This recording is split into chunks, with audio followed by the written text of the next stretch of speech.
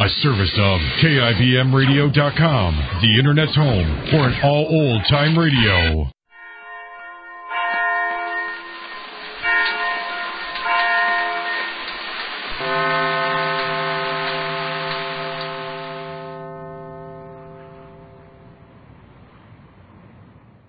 Kroger Tenderay Beef, no other beef so fresh, can be so tender, presents Hearts in Harmony, transcribed. K is for Kroger, C is for cut, B is for beef. KCB means Kroger cut beef, and Kroger cut beef means more meat for your money. Yes, friends, Kroger cut beef gives you more meat, less waste. And here's why. Before the meat is weighed and priced, the Kroger method of cutting beef removes excess bone, excess waste, and stringy ends. Remember, that's before the meat is weighed and priced. And it's the very top U.S. government grades of beef that's tender, juicy, rich red, and marbled with just the right amount of flavory fat. So you see, you get a better value in top-grade beef. Now, to give you an example, let's take a Kroger cut rib roast. Before the roast is weighed and priced, the Kroger method of cutting beef removes the short rib end, the waist, and trims the chine bone. You don't pay roast price for the short rib end and waist. And no matter whether you buy a Kroger cut steak or roast, you receive more meat, less waste. So don't forget, that's at your Kroger store. See for yourself by visiting your neighborhood Kroger store soon. Get Kroger cut beef and get more meat for your money.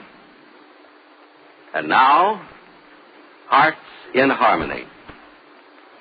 A few hours ago, young and wealthy Barry Carlton received the blow that virtually destroyed all hope for his coming marriage to Penny Gibbs. And now he must face the difficult task of telling Penny the heartbreaking news. But he's not done so as yet. And as Penny sits with her invalid foster father, Jed, she says, "You don't mind if I've interrupted your reading? Sit here with you, do you? I'm lonesome." Why, of course not, Penny. But where's Barry tonight? He had to spend the evening with his mother. She wanted to talk to him about something important. That Mrs. Carlton must be as long-winded as she is rich. Never had so much to say that it took me all evening. I can talk with the best of them. Oh, maybe you talk faster than Mrs. Carlton does. Oh, you agree that I'm a windbag, do you? I was only joking. Oh, I know you were. I mean, I hope you were. Oh. You're going to be Miss Barry Carlton in a few more weeks, aren't you? Now, how's it feel? Golly, I don't know. I'm too numb with excitement to know exactly how I feel. All I know is that I'm happy and the day can't come too soon. Chances are it will come too soon. No, sir, not for me. 3 weeks, 4 weeks seems like a long time. You think there's lots of time to plan, make preparations, attend to details, but you'll wake up some morning, it'll be the day. And there'll be 1,001 things you still haven't done. Well, the funny thing about time, it looks a lot longer than it is. There seems to be much more of it than there is. When you come right down to it, a whole lifespan is but an eye wink's worth of time. Well, maybe when you look at it as a unit from beginning to end. But take life day by day. And the days, hour by hour. And life's full and rich and very long. The unpleasant days and hours seem long enough, but the sweet ones don't. Too bad it can't be the other way. Well, maybe that's because there are more days of unhappiness than happiness. Maybe that's what it is. Too bad that can't be the other way around, too. No, sir, I'll take life just as it is. With no improvements? Will you take life as it is and not try yourself to improve it? Well, I want to do all I can to make life happier for myself and for others around me, but if I can, I won't complain about it. You never complain. You never will. And chances are you'll have no reason to from now on.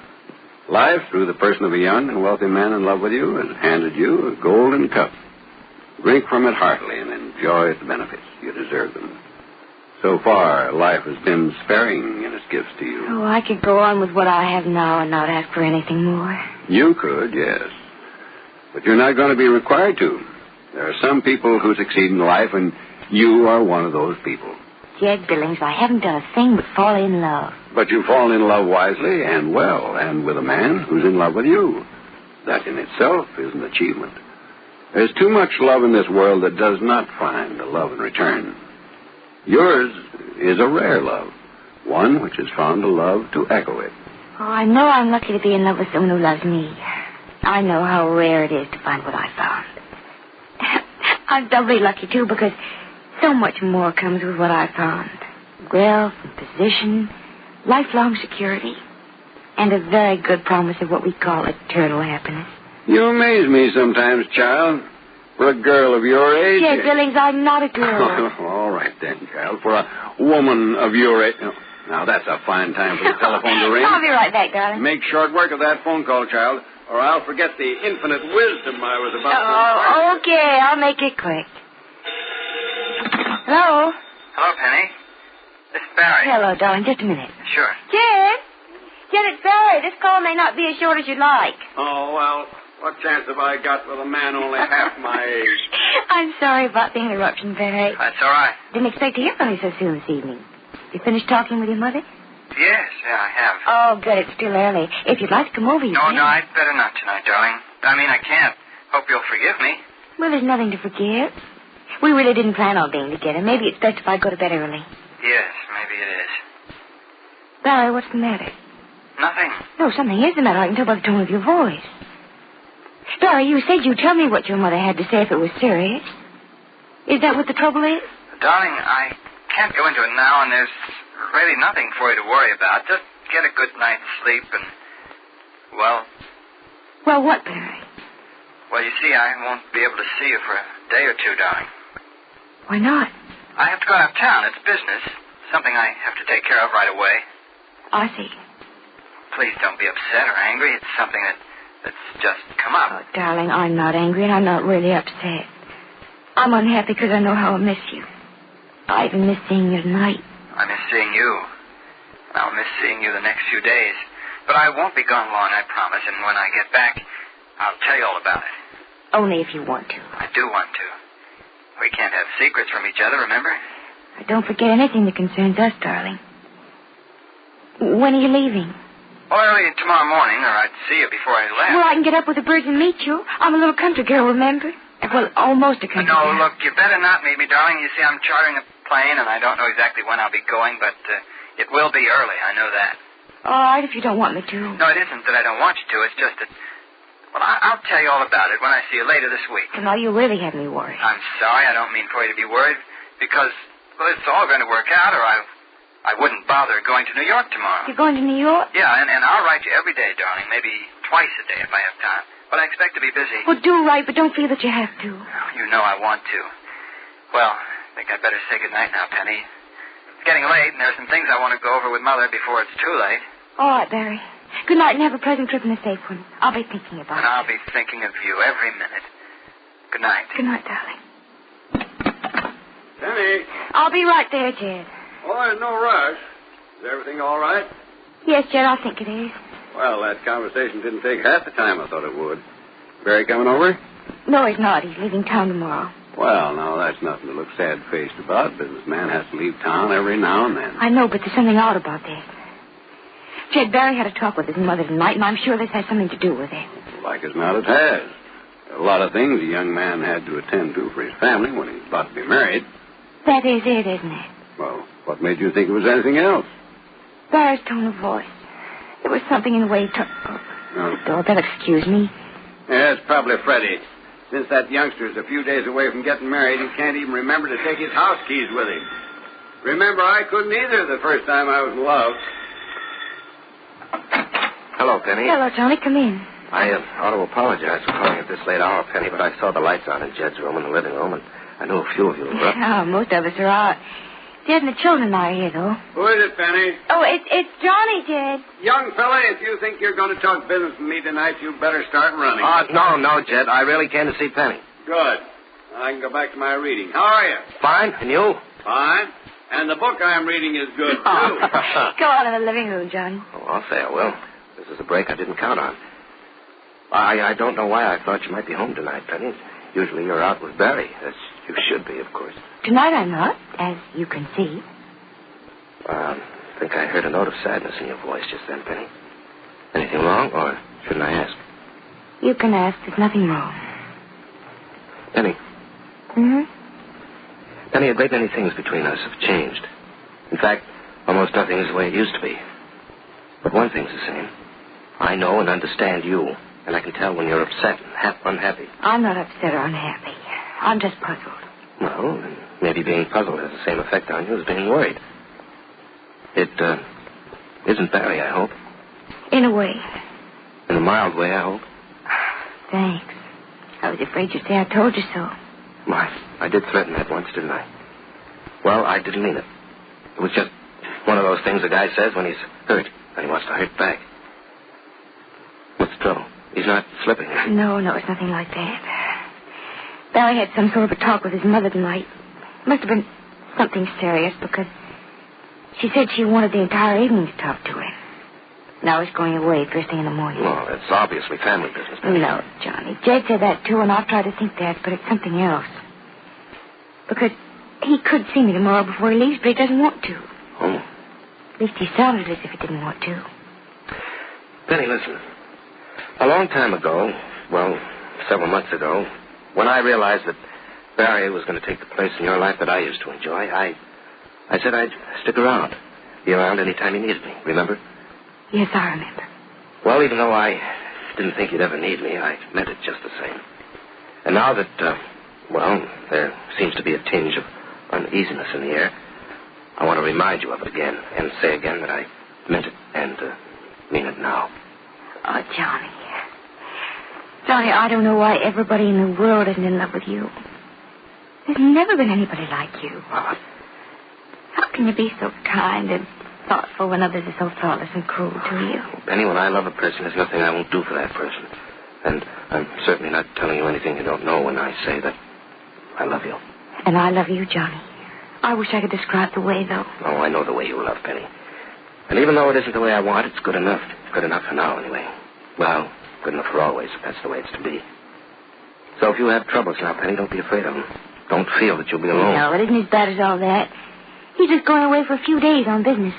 And he'll be back and everything will be all right. But it won't be, Penny. And if it isn't, I'll be here. And if I'm not here, you'll know where to find me. If there's anything to be done, I'll know what to do.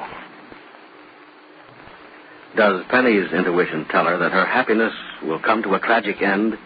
Is Barry going away to end that happiness? Or try desperately to save it? Be sure to listen to the next dramatic episode of Hearts in Harmony. KCB. KCB. KCB means Kroger Cut Beef, and Kroger Cut Beef means more meat for your money. Yes, Kroger Cut Beef gives you more meat, less waste. That's because before the meat is weighed and priced, the Kroger method of cutting beef removes excess bone, excess waste, and stringy ends. You get more meat, less waste in Kroger Cut Beef. It's top U.S. government grades of beef, tender, juicy, rich red, and marbled with just the right amount of flavory fat. So visit your neighborhood Kroger store and buy your favorite cut of beef. If you can get a Kroger cut sirloin steak, you'll notice that before the steak is weighed and priced, the Kroger method of cutting beef removes the stringy end, the waste, and the excess bone. Remember, whether you buy a steak or roast, Kroger cut beef gives you more meat for your money. But remember, ladies, you can buy a Kroger cut steak or roast only at Kroger stores. Make up your mind right now to visit your neighborhood Kroger store without delay. Your Kroger meat man has just the cut of beef you want. It's delicious and juicy. It's top-grade beef that will thrill your family. And don't forget, Kroger cut beef gives you more meat, less waste, which means you get more meat for your money at your Kroger store. Listen again tomorrow, same time, same station, for another exciting transcribed chapter of Hearts in Harmony. Countdown for blast off. X-5, 4, 3, 2, X-1, fire.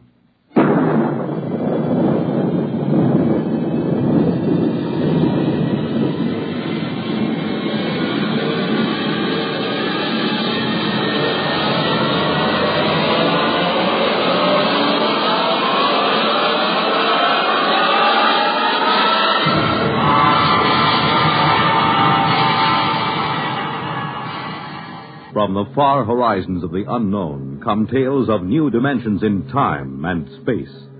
These are stories of the future, adventures in which you'll live in a million, could be years, on 1,000 maybe worlds. The National Broadcasting Company, in cooperation with Galaxy Science Fiction Magazine, presents X minus 1.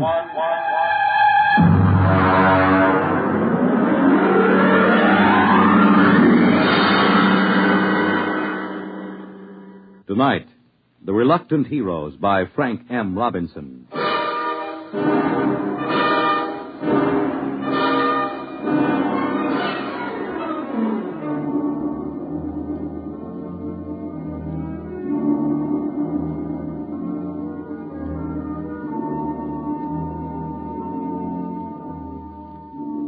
Only Chapman was awake. The others sprawled on bunks 20 inches wide with clearance of 24 inches between layers. They breathed heavily, taking in air that had been breathed for 18 months, subject to certain modifications to remove carbon dioxide and replenish oxygen by the catalytic action of the Harcourt King unit on silicon dioxide. Outside the single quartzite port, the lunar dawn was breaking. The dead black shadows moved across the crater as the green haze of Earthlight gave way to the blinding white of the sun. The telegraph key, which linked the research bunker to the space station in orbit around Earth, chattered as Chapman copied the message into the log pad. Yeah.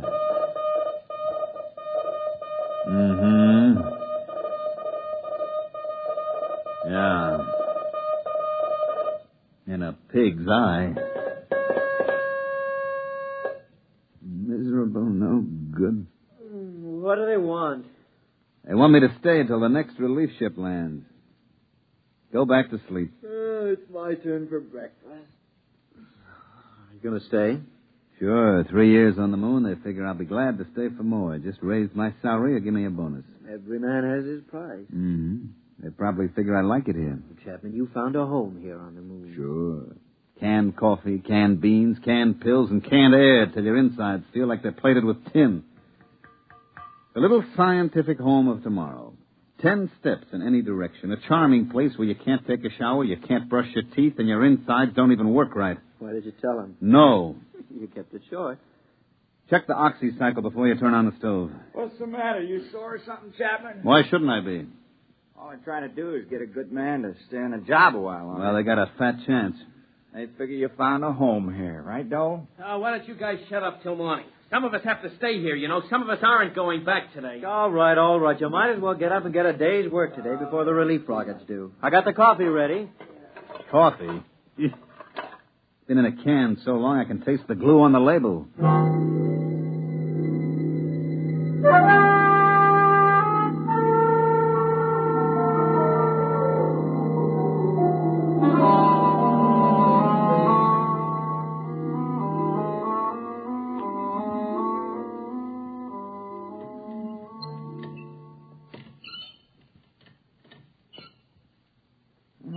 They send up an oil can.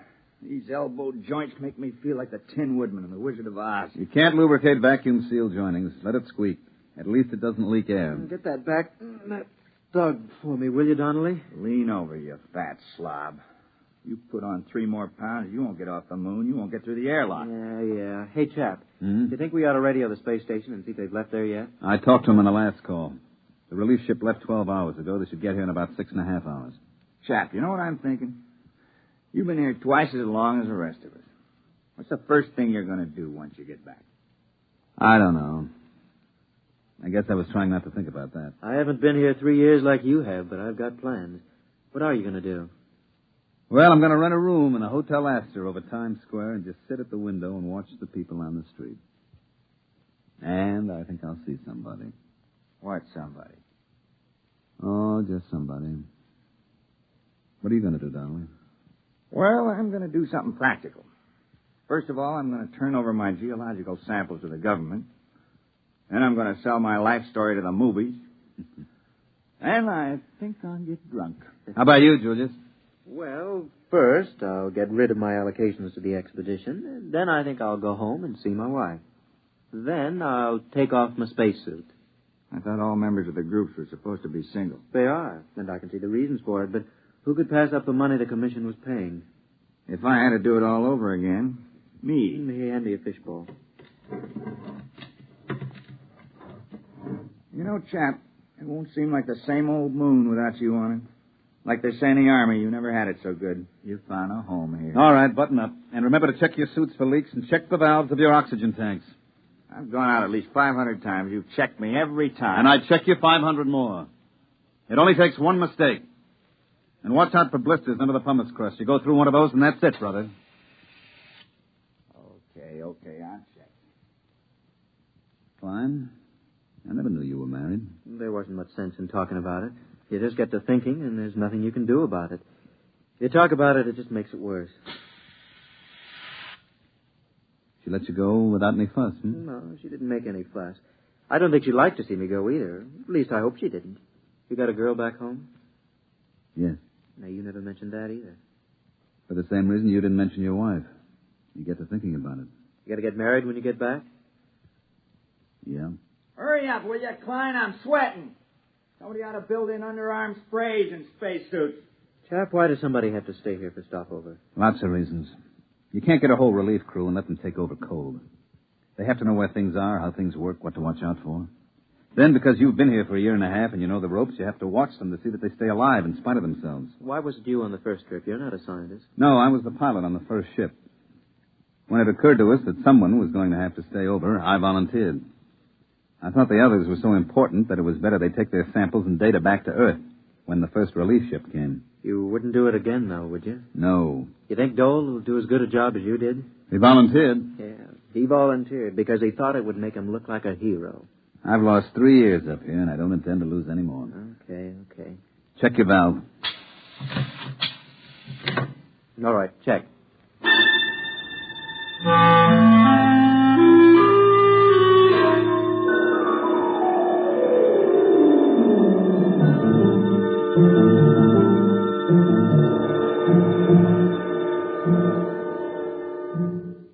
I checked Geiger, CR, oxy, and scintilla readings. Everything okay. You packing, chap? Yeah. Oh, listen, Dole, I've got 3 or 4 shirts here that are a little too big. I got them from Dreisbach in the first group. You want them? Chap, do you think they'll ever have relief ships up here more often than 18 months? I mean, considering the advance No, I don't. Not for 10 years. Fuel's too expensive and the trip's too hazardous. Why, on freight charges alone, you're worth your weight in platinum when they send you up here.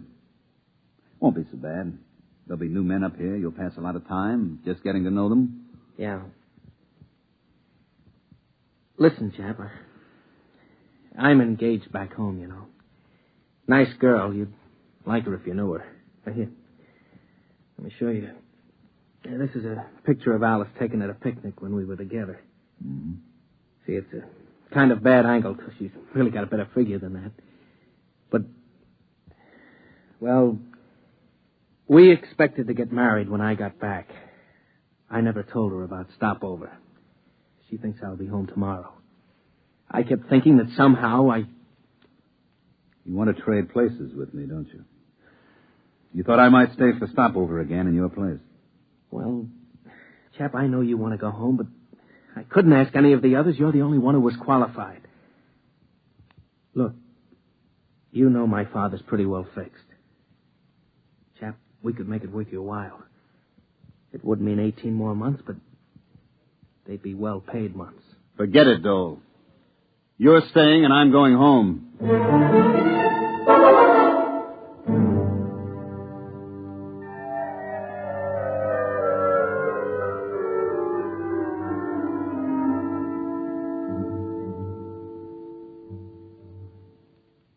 Klein. Hey, Klein. Yo. Where are you? About 10 yards off the trail. Well, come out of the shadow. I've got a meter jammed over here. You know the regulations. Chapman will kick like a steer. Keep in sight at all times. I'll only be a minute. I've got a short circuit in my instrument. Time for 10-minute check. I've got my hands full. My valves are all right. I know it. You know it. But the book says valve and leak check every 10 minutes. Hey. Come out. What? You see a flash? Where? Past Camel's Hump. There. What is that, Northern Lights? No. No, come over here, you fat geologist. Oh, what's the matter with you? That's the relief rocket. Come on. Hey, where you going? I'm going over to the ship. breathe some air that's a little less used. I think we ought to. Chapman said to stay. Forget Chapman. We're going home. I want to see that beautiful ship. Come on. Well, how about the 10-minute check? Just a formality. Forget it. This is Christmas and 4th of July rolled into one. Okay, let's go. I can just taste some clean, fresh air. Yeah, see it when we top the hump. Well, maybe we better check. Wait a minute. I'll swing my gauge up. Donnelly. Yeah? How long have we been out? Oh, about a half hour. Yeah? Well, look at your gauge. Well, what are you... Oh. If we'd started for the rocket, we never would have made it. We were strangled halfway down the hump. Come on, we better get back to the bunker.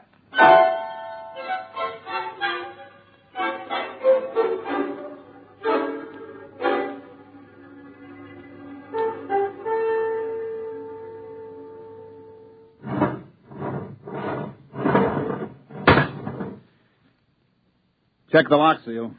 Okay. All right, open the inner door.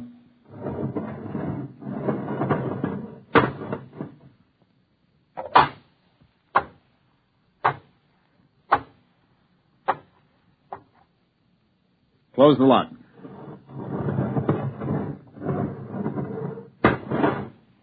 Get me out of this fishbowl. It's down. The relief rocket, it's down on the other side of Camel's Hump. Oh, what a beautiful-looking ship. What a beautiful ship. They must be on their way over here now. Chap, they're on their way. We're going home today. Get your RA unit out of that suit and into the dryer. All right. Okay. What's eating you, Dole? Listen, just because the relief rocket lands, it doesn't mean your RA unit is going to dry up by itself. That goes for you, too, Donnelly. Okay. Hey, Chapman. Yeah? He's taking it pretty hard. He volunteered. Yeah, he volunteered. What a beautiful, beautiful ship.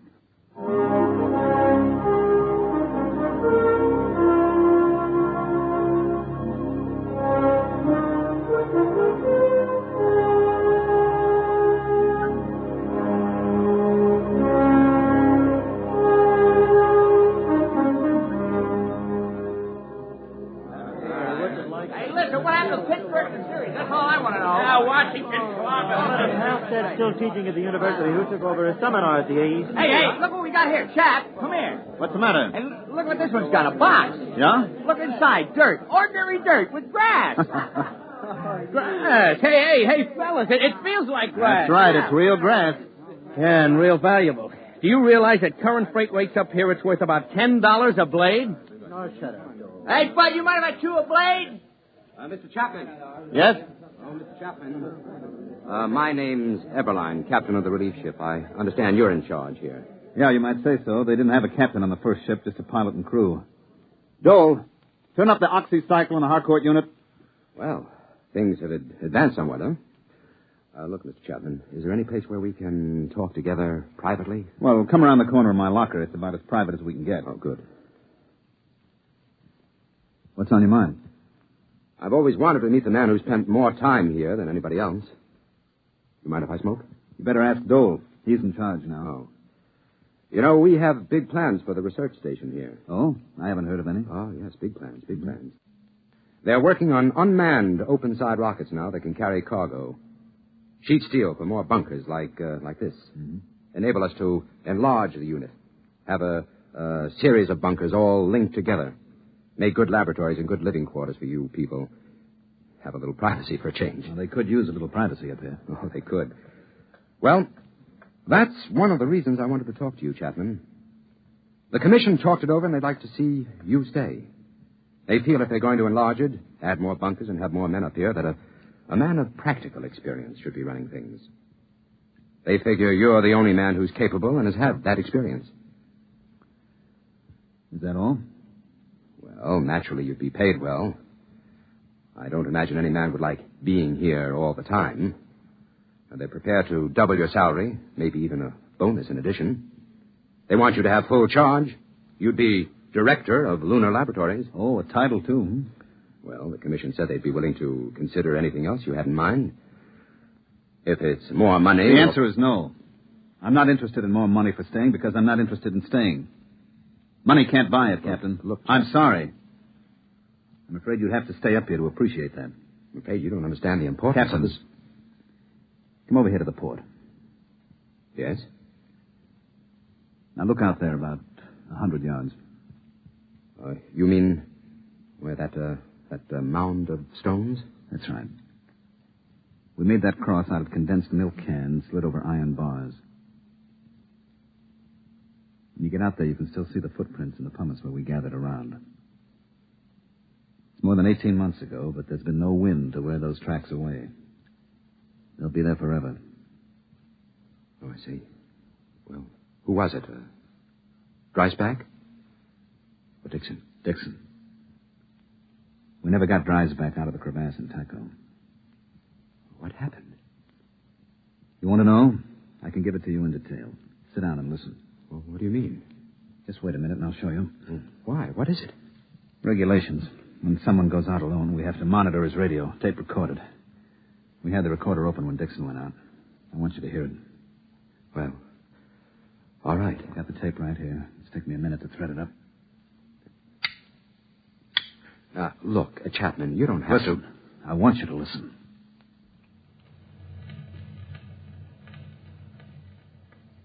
Moon, moon, great big silvery moon, won't you please shine down on me, moon, moon. Regulations. He had to keep saying something so we know he was all right. Most of the guys just sing. Gentlemen, I'm getting a lovely sonar reading. Hey, if anybody wants to set up a tombstone concession on the moon, this is the spot. Lovely marble, granite, and rock suitable for lobbies here.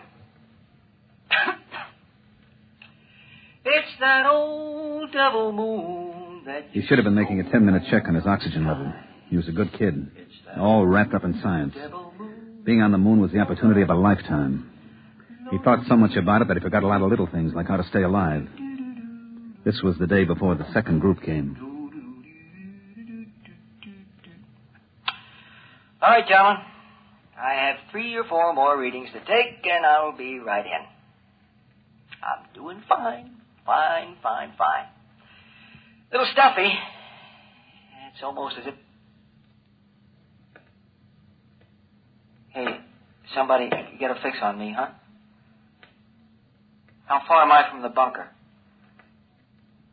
Must have sprung a leak. When did I take the last 10-minute check? How far am I? It's down to 22. We took a fix. He was a half hour out. I can't he couldn't make that. Closed. Listen, you gotta come out and get me. You gotta come out and get me. It's down to 22. Is somebody listening back there? Hey, is somebody listening? I figure I've got 10 minutes. Just 10 minutes. Listen, you can make it in 10 minutes. I'll meet you towards Campbell's Hump. I'll start now. Come and get me, you hear? Come and get me. Chapman? Are you listening, Chapman? Can you hear me? I'm running. Campbell's Hump. Hot. The heat. The RA unit's overloading. Can't dry it up. Gotta run.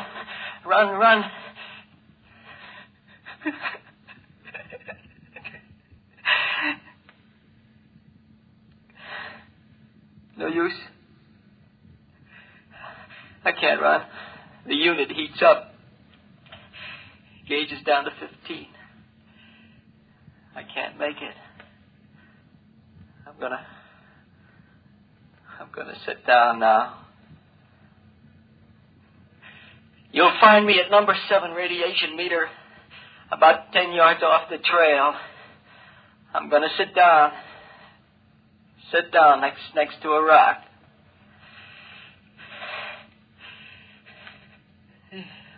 Getting dizzy. Hey, remember we used to argue? Do you strangle from no oxy or pass out from CO2? Keep tuned to this channel, boys. You'll find out. It's that old devil moon that you... Oh, boy, the earth's going around and around and around. Chap, you can't get me, can you? We didn't have a chance by even 15 minutes. We didn't even go out. There wasn't any sense to it. Did you record after that? Yeah, it's on the tape, but you don't want to hear it. We've never played it back. That's why we want you to stay, Chapman. We don't want any more like Dixon. You don't get the point, Captain. I don't want to be the next Dixon. I'm going home now. But you're... Bob Dole is staying for stopover. If there's something important about the project or any changes, you better tell him before you go.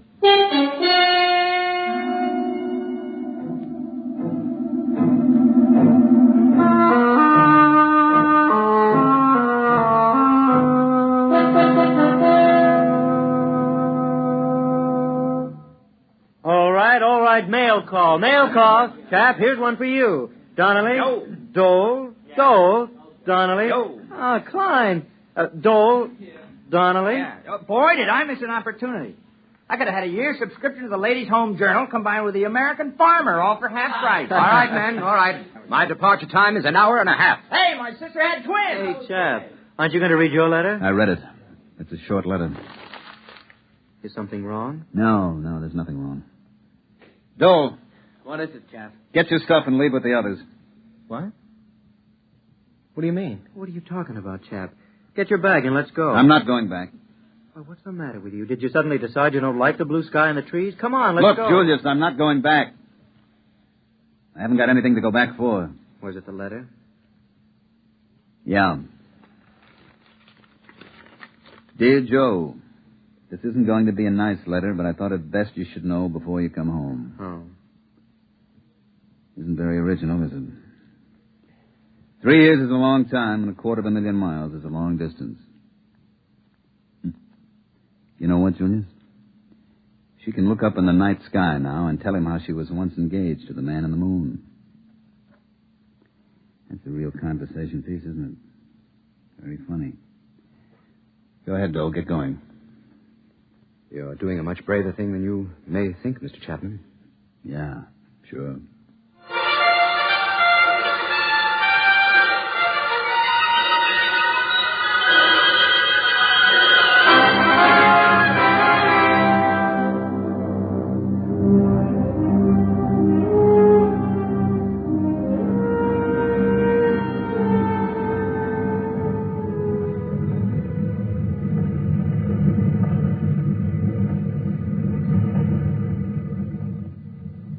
You like the looks of the moon going away from it, Mr. Dole? It looks a lot better this way. I suppose you'll be glad to get home. I'd rather not talk about it. They were kidding Chapman this morning. They said he found a home on the moon. If we'd stayed an hour or so more, he might have changed his mind and left after all. I'd offered him money. I didn't want to stay for stopover. I was a coward, and I offered him money to stay in my place. Well, we're all cowards once in a while. But your offer of money had nothing to do with his staying. He stayed because he had to stay. Because we made him stay. I don't understand. Chapman had a lot to go home for. He was engaged to be married. I know. We got her to write him a letter breaking it off. We knew that it meant that he'd lost one of his main reasons for wanting to go back. I think perhaps he still would have left if we'd stayed and argued him into going. But we left before he could change his mind. That was a lousy thing to do. We had no choice. We didn't use it except as a last resort. I don't know of any girl who would have written such a letter if she was really in love with a guy like Chapman. No matter what your reasons. There was only one girl who would have. Ginny Dixon. You see, Chapman's girl was Dixon's sister. She understood what we were trying to tell her. That the new shift had to be safe. That there had to be someone who had to take over and keep those boys alive. She understood that.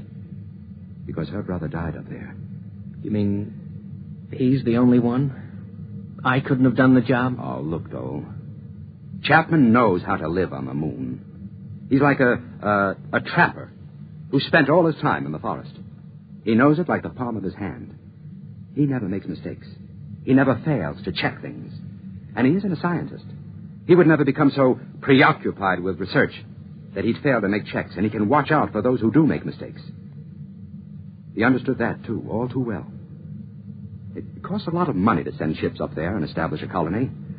You have to have the best men for the job. You get them even if they don't want to do it. Personal lives and viewpoints are expendable. It's got to be that way. There's too much at stake. It's a cold place, the moon. You're an odd bunch of guys, you and the others in the groups. Few of you, Dole, come up for the glamour. I know. None of you really like it, and none of you are enthusiastic about it. You're all reluctant to come in the first place, for the most part. You're a bunch of, well, of pretty reluctant heroes. 18 months. He'll be up there 18 more months. Personally, I don't feel happy about that. I don't like having to mess up other people's lives. I hope I won't have to again. Maybe somehow, some way, this one can be patched up. We'll try to. 18 months. In the meantime, on behalf of the Commission and myself, I feel like a cheap, rotten heel.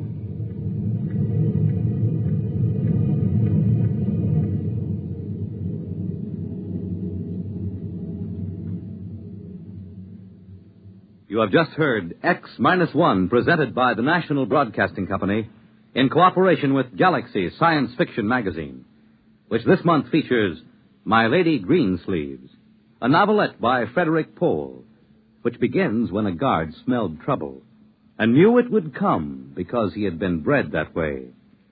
Galaxy Magazine, on your newsstand today. Tonight, by transcription, X-1 has brought you The Reluctant Heroes, a story from the pages of Galaxy written by Frank M. Robinson and adapted for radio by Ernest Kenoy. Featured in the cast were Mandel Kramer as Chapman, Jim Drummond as Klein, Bob Hastings as Dahl, Dick Hamilton as Donnelly, Jim Stevens as Dixon, and Dick Janiver as Eberline. Your announcer, Fred Collins. X-1 was directed by Daniel Sutter and is an NBC Radio Network production.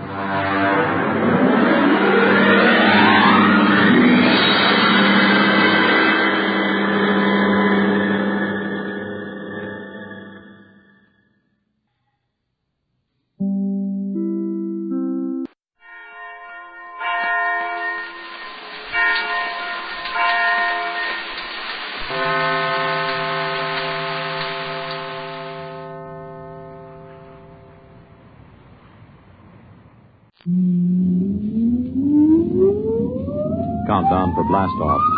X-5, 4, 3, 2, X-1, fire.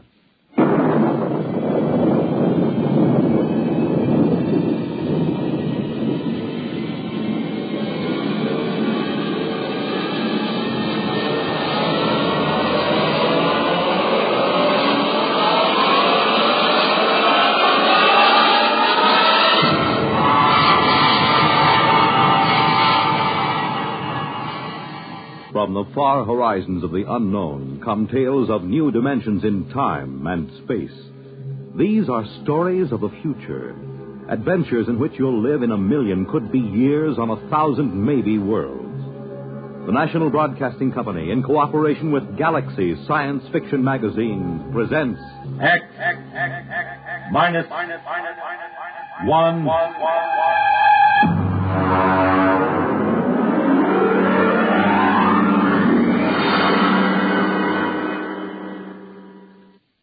Tonight, the time is the late 1960s. The place, Washington, D.C. The story, Honeymoon in Hell.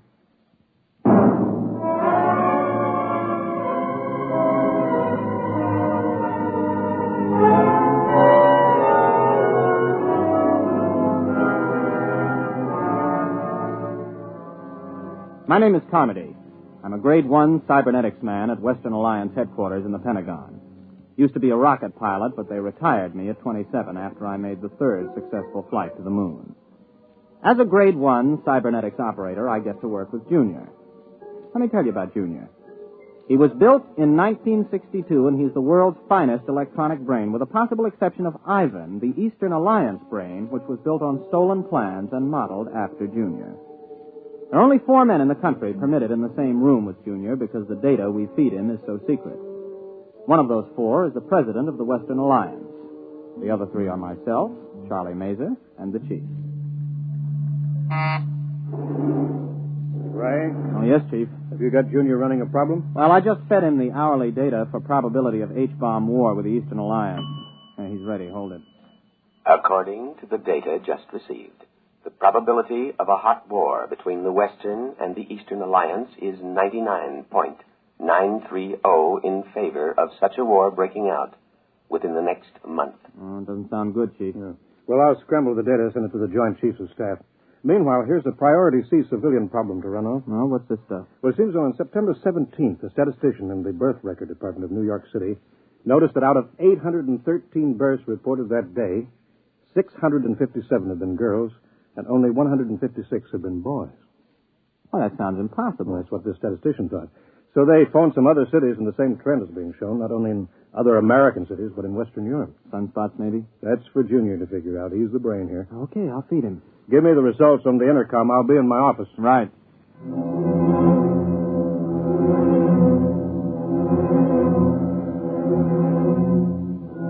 I didn't really pay much attention to the problem at the time. As a grade 1 operative, I was more interested in asking Junior questions on security, ballistics, missiles, rocketry, and so on. The Eastern Alliance would undoubtedly have traded 3 puppet governments and the tomb of Lenin to have an agent as a grade 1 operative. But I took the birth statistics and fed them in and waited. Junior, incidentally, responds to vocal stimuli. Speaks 12 languages. Got the answer, Junior? I have. Okay. The present statistics, if the trend is projected for another day, indicate a definite dangerous imbalance. If the trend is irreversible, unless new methods of reproduction are developed, the population of the United States and Western Europe will die out in 1 1/2 generations.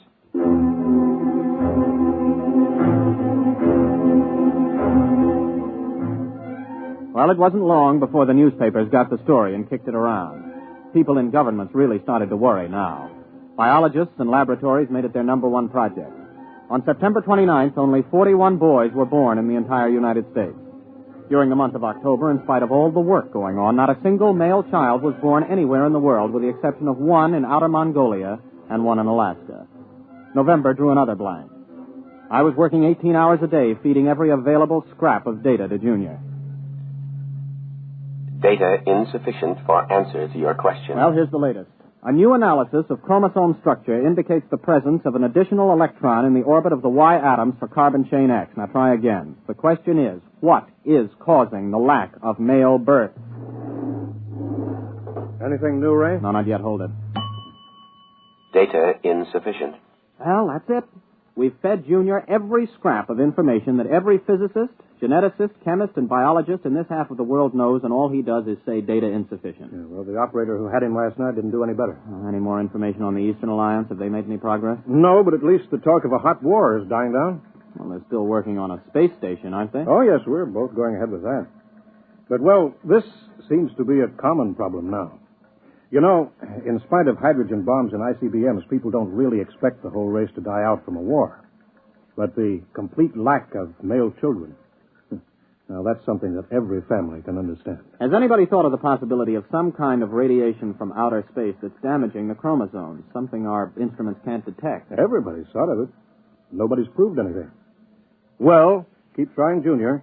Maybe he'll come up with something. Okay. Junior, I'm ashamed of you. Answer me. Information recorded. Look, you're a whiz on rocket fuels and space orbits, but when it comes to women, you're a total bust, just like me. I don't understand them and never will. Information recorded. Now, you've convinced us that if we use the H-bombs in total war, both sides will lose, and we know that your counterpart at Moscow University has given the same information to the Eastern Alliance. That you can figure out. But women, you can't have genetics without women, right? No. Well, you know that much. What about that blonde at the party last night, huh? What about her? The question is inadequately worded. Please clarify. Did I see her again? No. What? You haven't even got any date on her. Why shouldn't I see her again? Answer, please. Because tomorrow you are going to be married.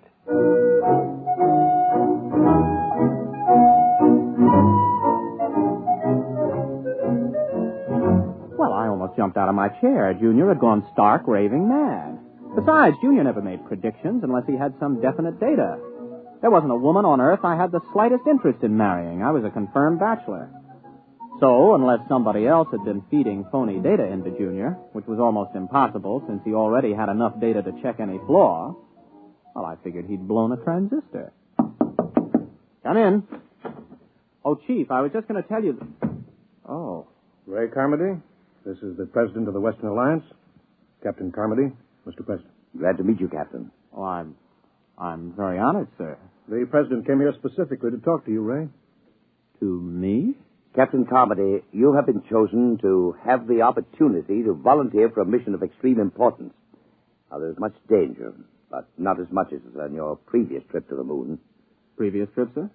And this involves another? The flight to the moon, Captain, will be the least important part of your mission.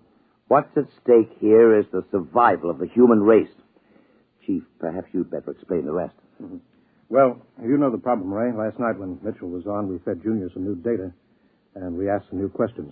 For example, we asked if the lack of male birth could be due to some extraterrestrial enemies of man. Well, Martians? Possibly. We established that it's possible that Martians have landed somewhere on Earth and set up radiation that causes all children to be females. Junior said it was possible? Definitely. So we asked him the next question. How could we correct such a situation? Mm-hmm. What did he say? Junior suggested that a married couple spend a honeymoon on the moon and see if circumstances are different. Oh, I see. You want me to pilot them there? Well, not exactly, Captain. Oh, good grief. You mean you want me to... Well, Junior wasn't crazy after all. You asked Junior? He said I was getting married, but... Well, how do you know it was me they'd pick? He was asked the qualifications for the bridegroom. He recommended a rocket pilot who had already made the trip successfully. Well, there are 4 other pilots who've made that trip. You're the only single one. And since the woman must be a qualified pilot also, and none of the wives are pilots, well... I assume I'm going to be married before we leave. Well, naturally. Oh. And, just how long do we stay on the moon? Until a child is conceived. Brother. Well, Captain, do you volunteer? I suppose so. Well, wait a minute. Who's the other pilot? I mean, the girl. She was flown in by fast rocket an hour ago and is waiting in Chief Reber's office. Now, shall we go?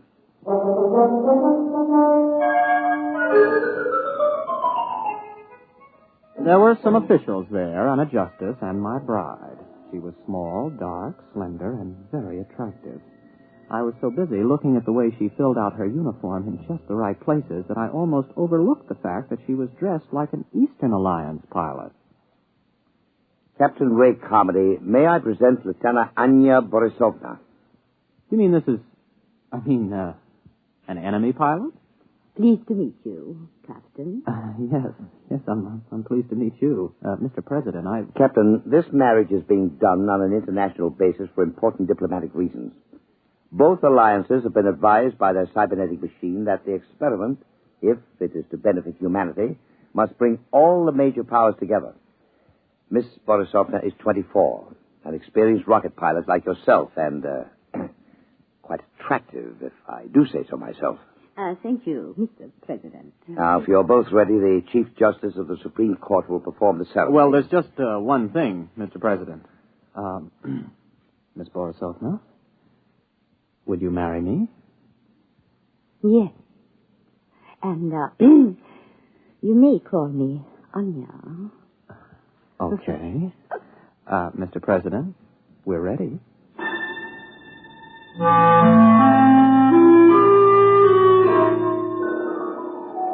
I didn't even get a chance to kiss the bride.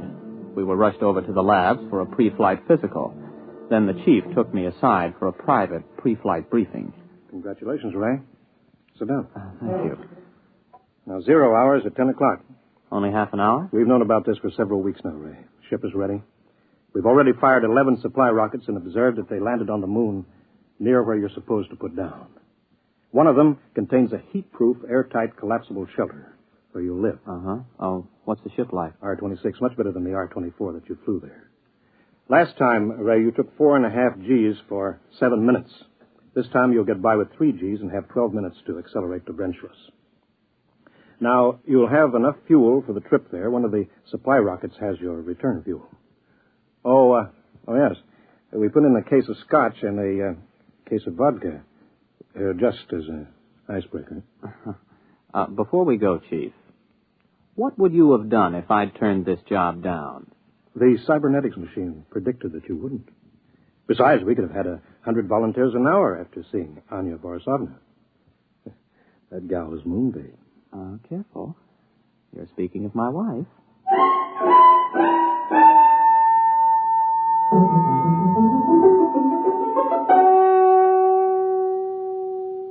Tower to R-26. Are you both strapped in? Anya, you strapped into the webbing? Yes. Okay, Chief. The time is X-15. I have a message from the President. Quote, "The people of the world are watching. Don't fail them.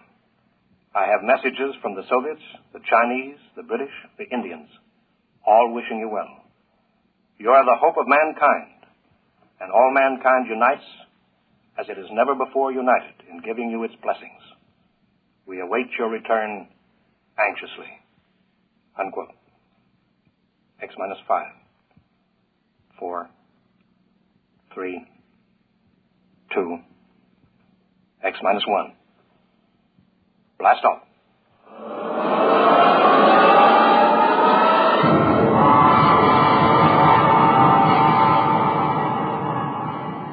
The sound that was beyond all sound struck us like a giant muffled hammer.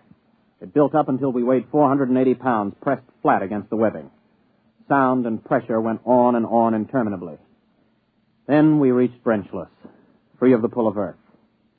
I blacked out. When I came to, a lovely face was bent over mine, 2 dark eyes smiling at me.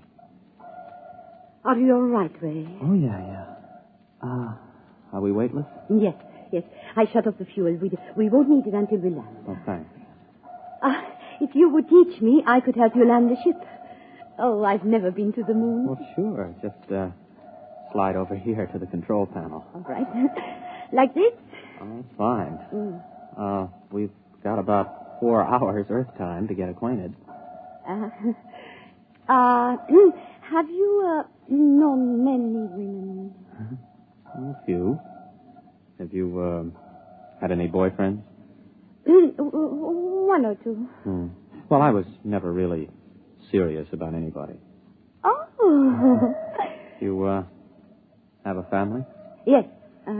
In Magnitogorsk. Oh. I'm from Brooklyn. How long have you been a rocket pilot? Oh, since I was 18. I'm 27. I'm 24. I learned rockets when I was 18 also. Oh. Well, we better concentrate on the ship just now. Later on, we can talk about ourselves more.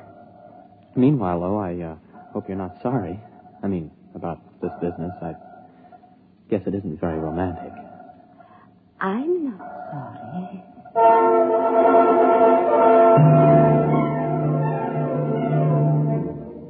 We made a good landing. It didn't knock either of us unconscious.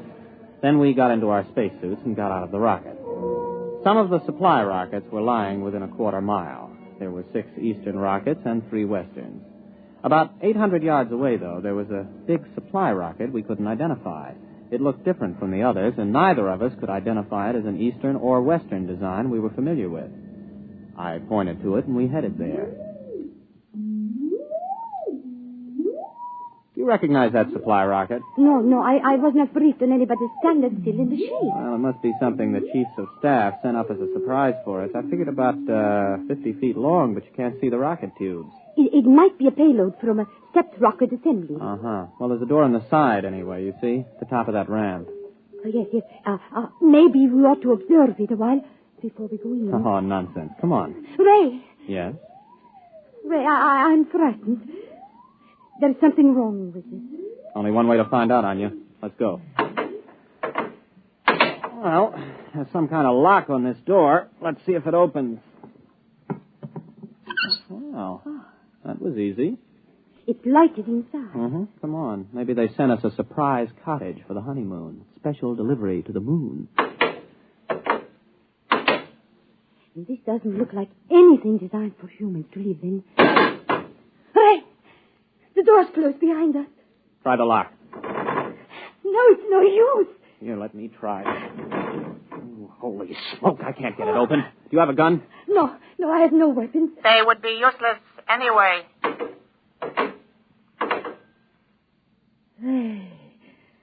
Oh, look. Good grief. They look like blobs of flesh with arms and legs. About 3 feet tall. Don't make any sudden moves. That's some kind of weapon he's carrying. Precisely, Captain Carmody.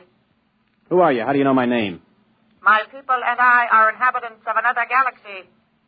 Extraterrestrial? Precisely. As for how we know your name and your language, we have been studying you since you first achieved space travel. We have intercepted your radio communications, for example. Have you been responsible for the lack of male birth? We have been beaming an ultrasonic wave toward your planet. What are you planning to do? For the moment, we will keep you aboard our ship and study you. You may remove your helmets, incidentally. We have provided an oxygen atmosphere. Can we risk it? Well, if he wants to kill us, there are easier ways. Here, help me get it off.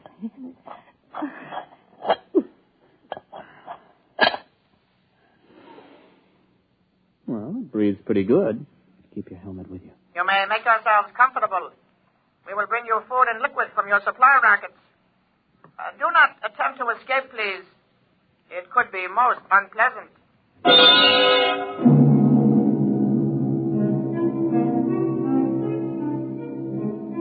The next few days were like a nightmare. The blobs left us to ourselves except to feed us.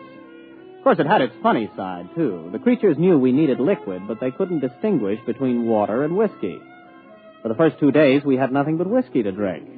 For obvious reasons, I don't remember much about it, but we did begin to sing to each other. We also got to know and like each other.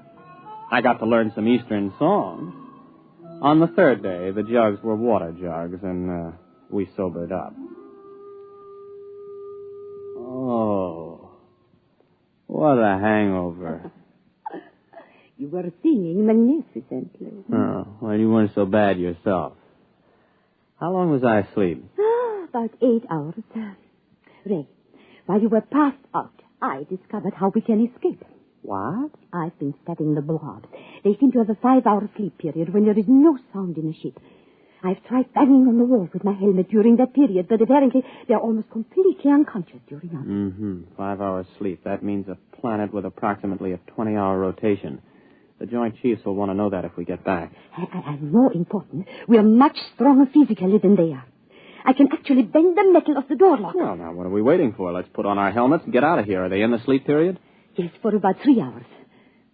Ray, do you think we can risk it? We don't have much choice. I'll go ahead. If we get out of this ship, you run for our rocket and start to refuel. I'll keep an eye on the blobs. All right, but Ray, please be careful. Don't worry. Before you put on your space helmet... You realize I've never even kissed the bride? Yes. Oh, Ray. Good luck, Mrs. Carmody.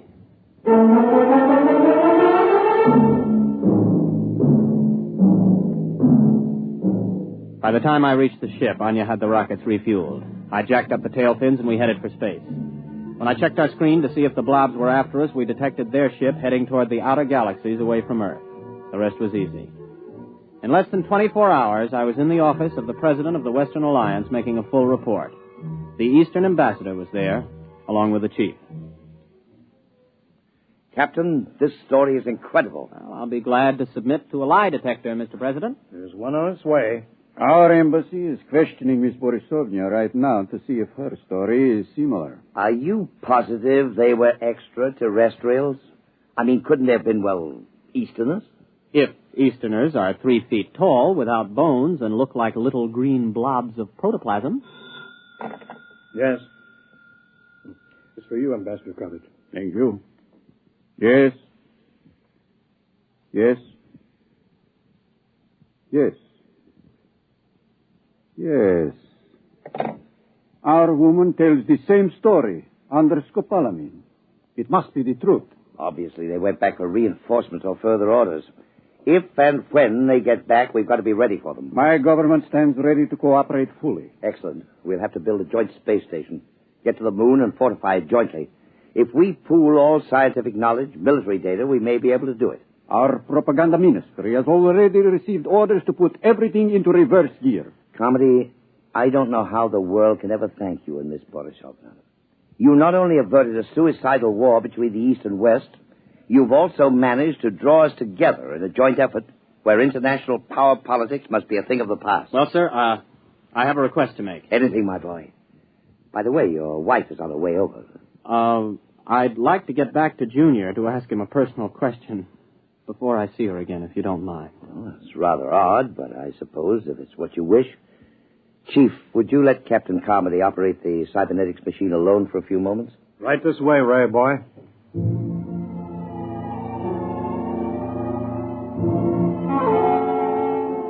I waited until I was alone with the big cybernetics machine. One green dial glowed malevolently as if the instrument was aware of my presence. I opened the input channel and spoke. Hello, Junior. This is your old friend Ray. Give an appropriate answer. Hello, Ray. Now then, you remember Miss Borisovna, the girl who was selected for me to marry.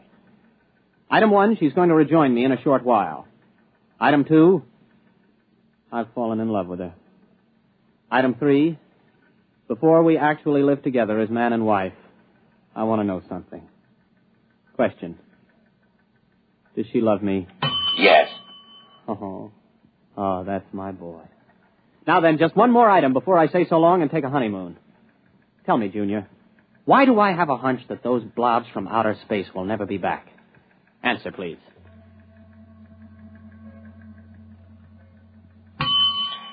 Because what you call a hunch comes from your own unconscious mind. Your unconscious mind knows that the extraterrestrials do not, and never did, exist. What? Do you wish the answer repeated? I wish you to tell me why I saw them, why Anya saw them. Neither of you saw them. Amplify that answer, Junior, or I'll smash every tube in your memory bank. Since I am an AC-7 cybernetics machine, I have no circuit reactor for threats of destruction of my tubes. The answer to your question is as follows. The memory of extraterrestrials is due to post-hypnotic suggestion. You mean I was hypnotized to find those blobs on the moon? Correct. And just who hypnotized me? I did. I hypnotized you. Oh. And Anya? A similar AC-7 cybernetics machine located at the University of Moscow. Would you explain why? Cybernetics machines are constructed to help humanity. A major war, the disastrous results of which I could accurately calculate, was inevitable unless forestalled. Calculations showed that the best way to avert that war was the creation of a common mythical enemy. Therefore, I created a situation which led to your mission to the moon. Well, wait a minute. You created the situation. Yes. Well, tell me how you did it. How did you prevent male babies from being conceived? A special modification of radio carrier wave for station JVT here in Washington, D.C., the only 24-hour-a-day radio station in the United States. The modification is not detectable by any instrument known to man at present. Well, how could you do that? You can't leave here. 1 year ago, you yourself fed me a problem. The design of a new cathode tube for radio station JVT. I modified the tube to send out a wave that would prevent male children from being conceived. So all we have to do is eliminate that tube. It will not be necessary. The tube was designed to burn out exactly 15 minutes ago. And the same thing happened in the Eastern Alliance? Precisely. 2 properly constructed machines will always arrive at the same answer to the same problem.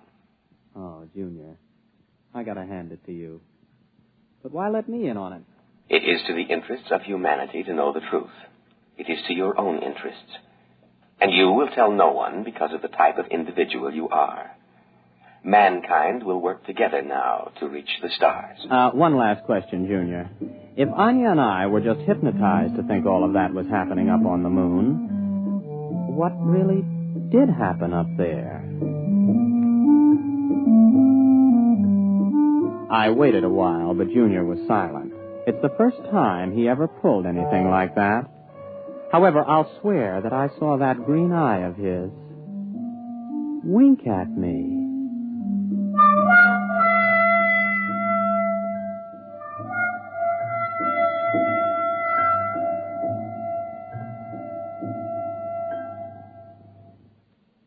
You have just heard X-1, presented by the National Broadcasting Company in cooperation with Galaxy Science Fiction Magazine, which this month features Butterfly 9 by Donald Keith, the story of Jeff, who needed a job, and a man with a job to offer, one where giant economy-sized trouble had labels like fake make, bumsy, and peakage. Galaxy Magazine, on your newsstand today.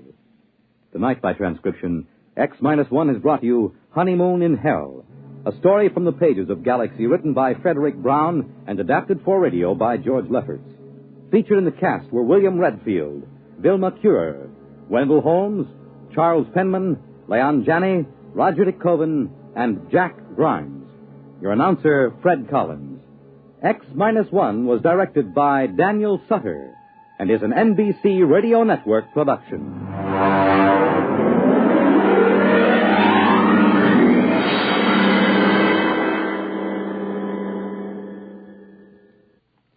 To keep the fight against heart disease moving steadily forward, you're urged to support your Heart Fund. Send a generous contribution to your local Heart Association or to Heart, care of your local post office. When you help your Heart Fund, you help your heart. Hear the latest up-to-the-second news with Frank Blair, weekday mornings on most of these stations.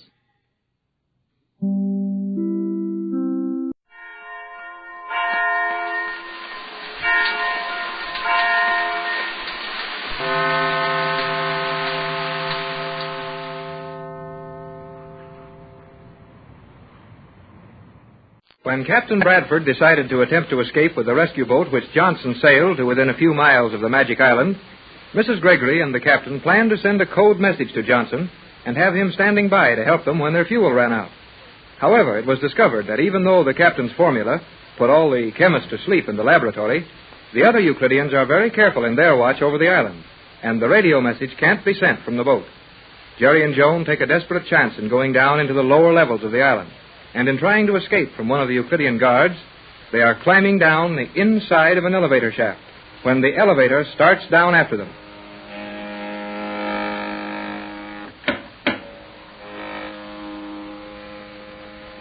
Jerry, that car has passed the 4th floor. Can't you get this door on the 6th floor open? No.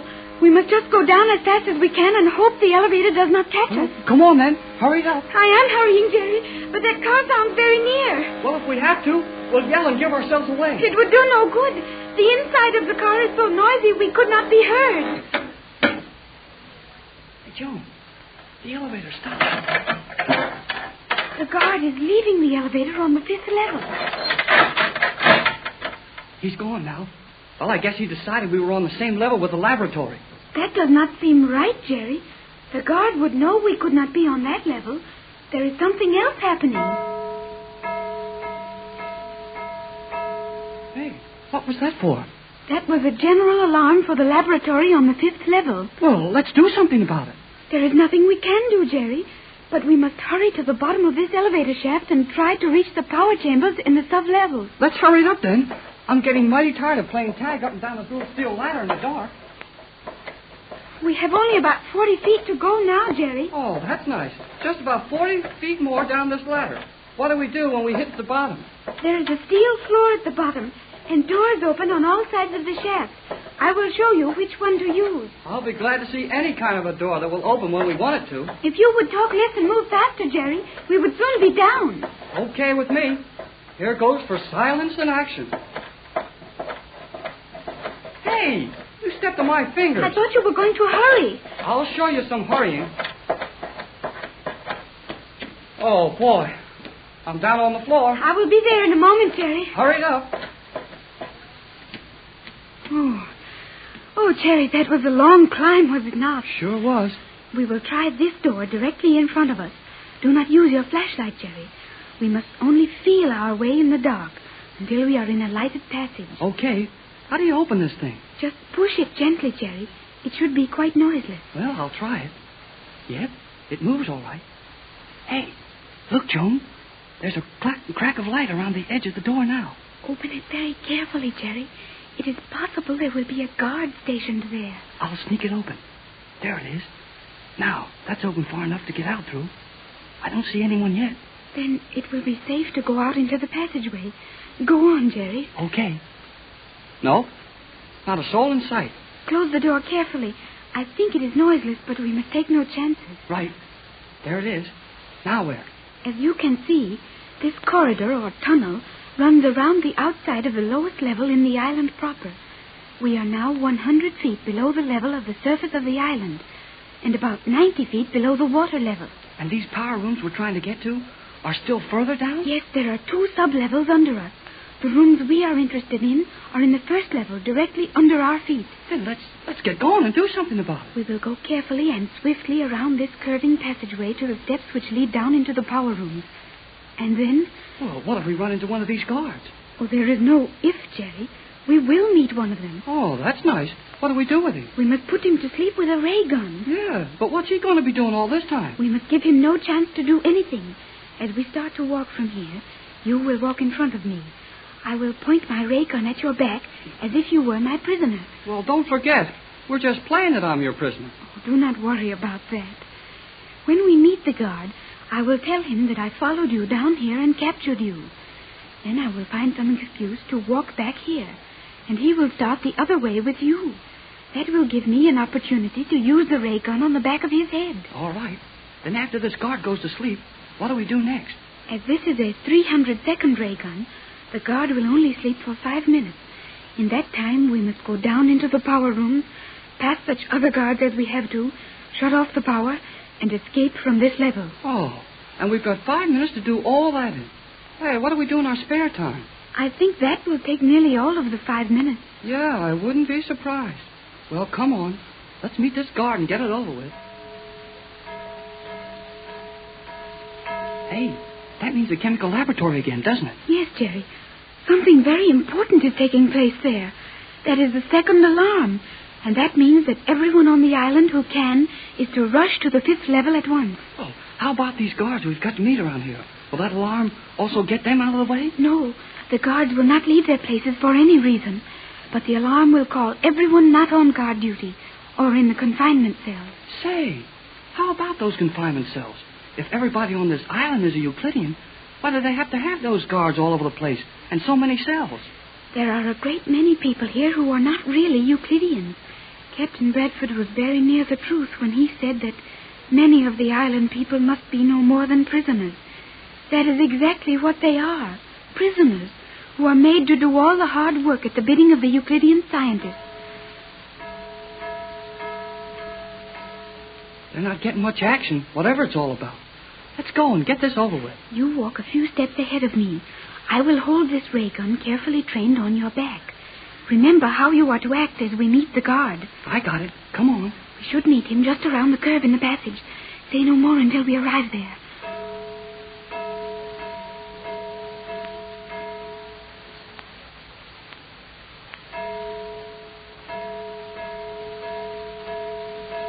You will stand where you are. Do not advance another step. What are you doing in this passageway? I am Cleostra. This man is my prisoner, guard. I am taking him to the General Control Chambers for questioning by the Euclidean Board of Governors. Hey, now look here. I wasn't doing anything. I was... Silence! What was this man doing here, Cleostra?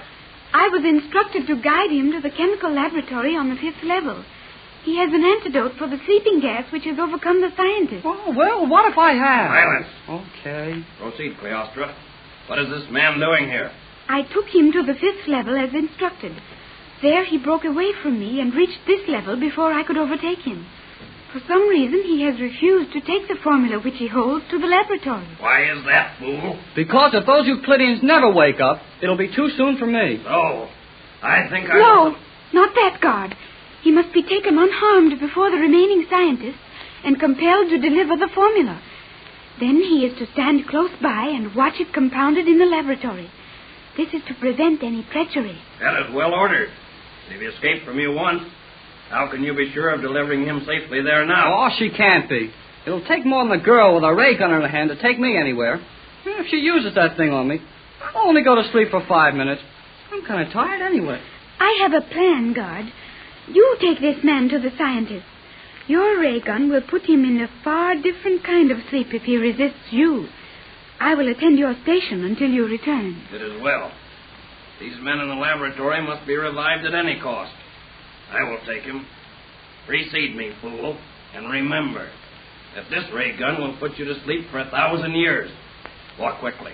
That way. Okay, but you don't have to get so rough about it. Silence! I will return soon, Cleostra. That is well.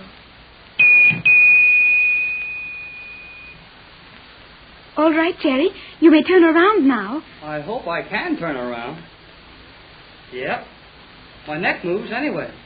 Boy, when I heard that ray gun start crying up the back of my neck, I sure got a scare. He will sleep nicely there for 5 minutes, Jerry. Now we must hurry on. Boy, he didn't make a sound when he fell on this noiseless floor. Say, talking about making a sound, wouldn't they hear that ray gun down in the power room? No, Jerry. The power room is not noiseless. It is another room that is kept deliberately noisy, so the human ear will learn to distinguish the sounds of the various machines and whether or not they are in perfect operation. Okay, come on then. Let's beat it for the power room. And when we get there, we will just have to walk boldly in. I know the location of the principal switches and valves. We will have to move rapidly. You must do as I tell you about everything you touch. Then our chances of escape will be a matter of seconds, possibly a fraction of a second. Did you ever try to cut a second up into little pieces? Of course not, Jerry. But a second does have an element of time within its limits, which gives the human brain scope enough to encompass a considerable flight of mental activity. I got it. A second gives you long enough to think about all the other places you ought to be when the ray gun starts on you. Come, Jerry, this is not the time for joking. I sort of figured that out for myself. Quiet now. There is the door of the power chamber stairway. We must descend one flight. All right. Do I just jerk it open? Yes. Open it barely a crack at first. We may see something of advantage. Slowly and carefully now, Jerry.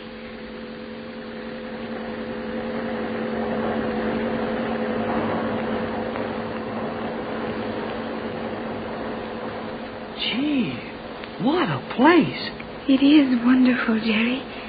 There is enough power generated here to light a city in your world. Boy, I believe it. Well, what do we do now? Let me see. Yes. Do you see those 2 large valves at the foot of the steps? To your left? Yeah? You will open those wide and do it quickly. I will open all the switches on the master panel in the center of the room. Then we must run madly back up these steps and out. But, hey, you're going to take the dangerous part. You'll be farther from the door. No, Jerry. It will take you longer to open the valves. Now, ready? Ready? Then we go.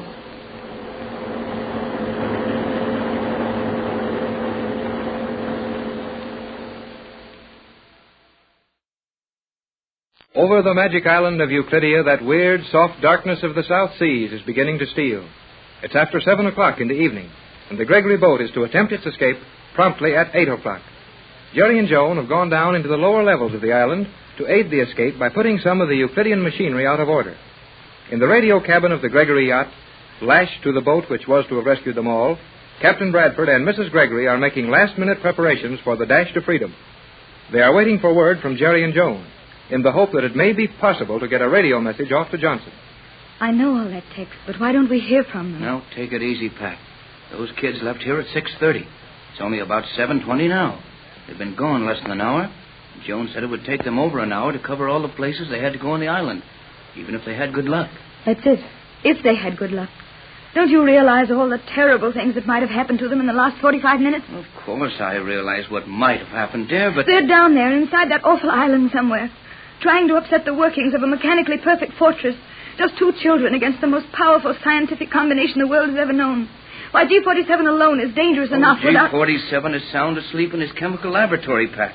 He can't do anything to harm those kids. But he has assistants and guards all over the place, to say nothing of all the mechanical and electrical devices which automatically protect the inner workings of the island. Yes, and don't forget that Joan has lived 14 years on this island.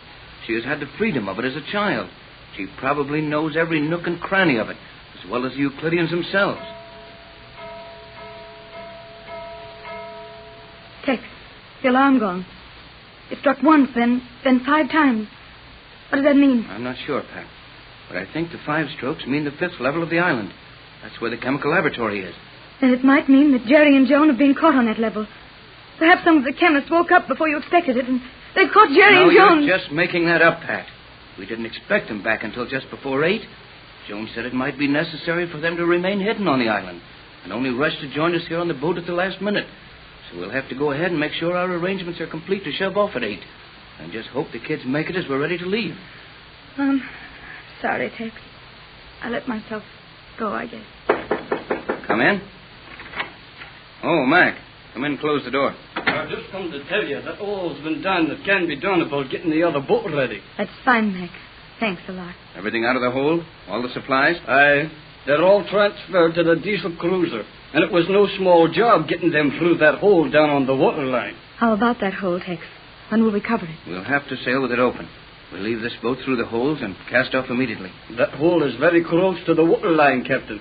We'll ship a lot of water going out through that swell. Can't be helped. We'd be caught sure if we tried to cover it here between the piers. I've got a good temporary hatch we can slam in there. By hanging some mats over the hatch, we can be fairly safe. Remember that we can't use the pumps, Tex. We'll need all the fuel to run the motor. Yes, and then some. How far have we got a chance to get on that fuel, Mac? If we slip out of here under sail and keep the sail up after we start the motor, we ought to make 75 miles. There'll be a brisk wind to help us a bit later, I think. But if we're moving slowly enough for the sail to help us any, we can't make over 15 or 20 knots. Well, we'll see what the situation is when we sail. Jerry and Joan may give us enough leeway so that we can take our time. And again, supposing we are caught, we'll have to drag them aboard openly and run for it. Well, in that case, we'll open the motors wide and let her roar as far as the oil lasts. And hope we can get a message to Johnson before he gets too far north to run back to our aid.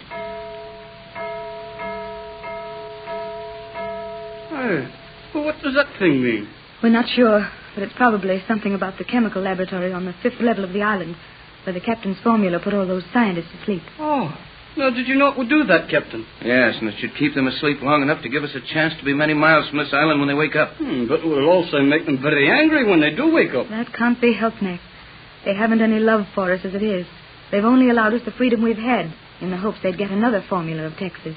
And if we don't escape, they'll finally find a way to get it. Well, I'll shove off to the other boat.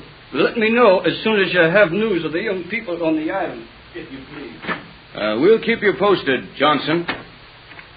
Oh, I wonder if we've really fooled anyone on the island, Tex. You mean about Johnson being on another boat and our calling McLeod Johnson? Yes. I think so, Pat. Why should they think otherwise? Jerry said that woman submarine commander knew Johnson wasn't aboard that boat when it arrived. And if she knew it, why not others on the island? You know, I think Jerry was right about her. She's fed up with this island and these cold-blooded, inhuman machines who call themselves Euclideans. She wants to see our world and learn something of the natural, happy way we live. That's all true enough, and I think we can trust her.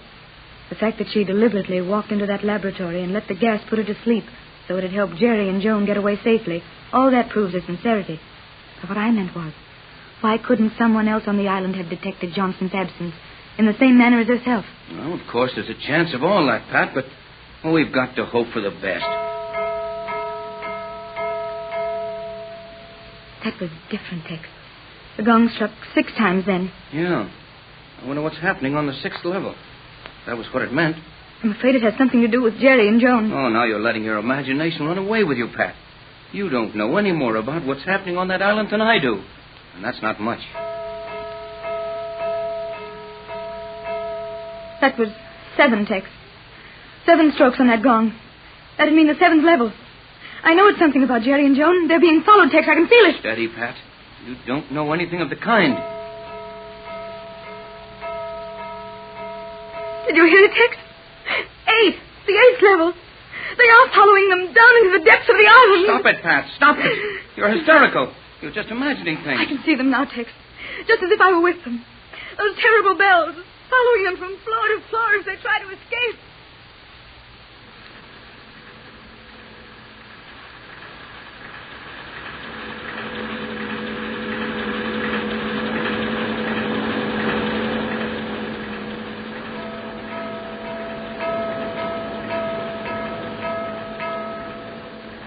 That was 9, Jerry. The alarm has come to the 9th floor, just one above us. We must do this quickly. Right, Joan. You throw these switches, I'll open the valves. Then we run out fast. Come on, kid.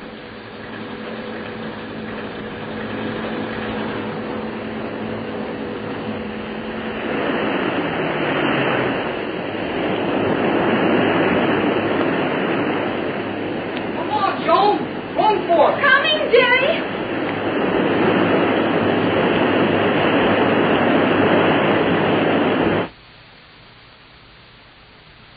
Gee, that room's filling up with water awfully fast. Were those men drowned in there? No, Jerry. They can use airlocks and escape. Okay, let's move fast. Where now?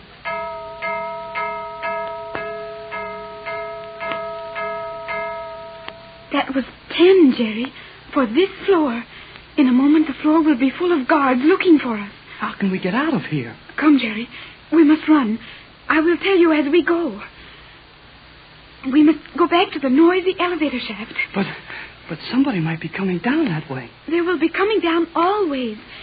But I have one desperate hope. Yeah? What's that? Remember, I told you that there were doors in both sides of that elevator shaft. Yeah? Right. Oh, Jerry. We are here. I am breathing heavily. Well, never mind. Breathing. What do we do? First, we must open the door into the shaft, cross the shaft, and go out the other side. I know how to get from there to the top of the island. Come on, then. Here goes. Now, we just run straight across the bottom of this shaft and out the other side, huh? Yes, Jerry. Hey, the elevator's coming down on us. We can't make it. We've got to make it. Run across, Jerry.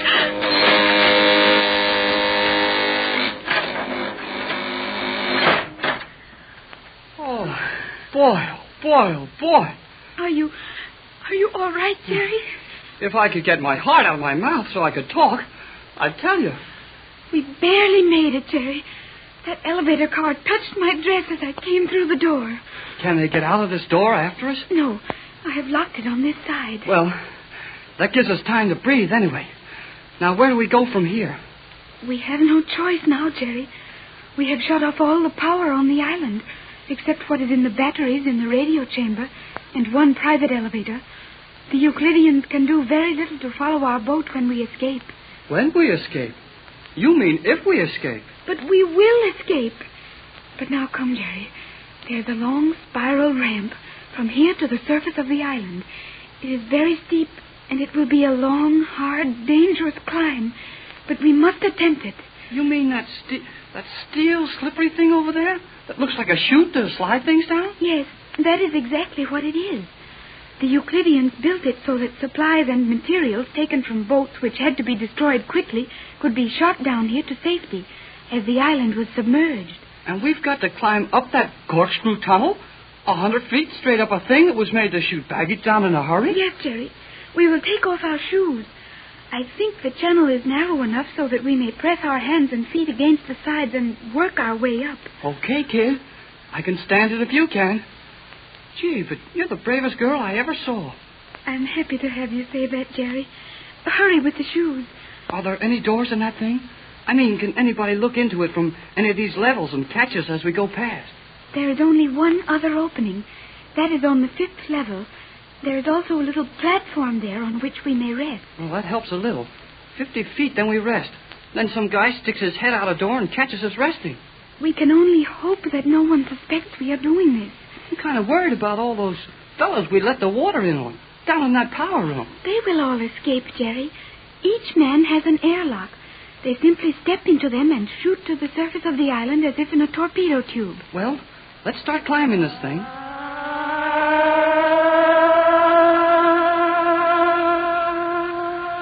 Joan, listen.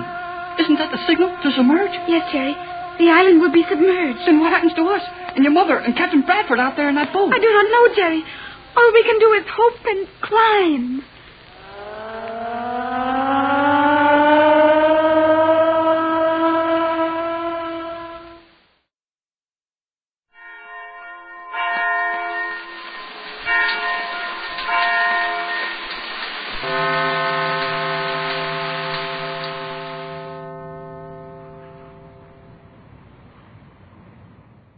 Exploring tomorrow.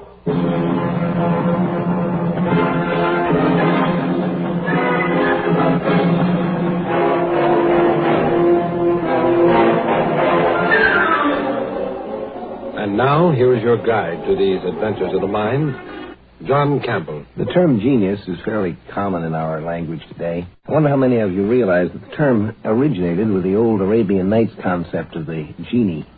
You know, the magical creature that came in a bottle and had such wonderful powers. The story is about a whole planet of geniuses. Genie. Are interesting people to try to enslave, you know. Laboratory scientists have as much fun as anybody else, you know. One of the laboratory laws, sometimes called Finagle's Law or Murphy's Law, goes, in any laboratory experiment, if something can go wrong, it will. Well, this is the story of a planet-sized laboratory experiment in which something could go wrong.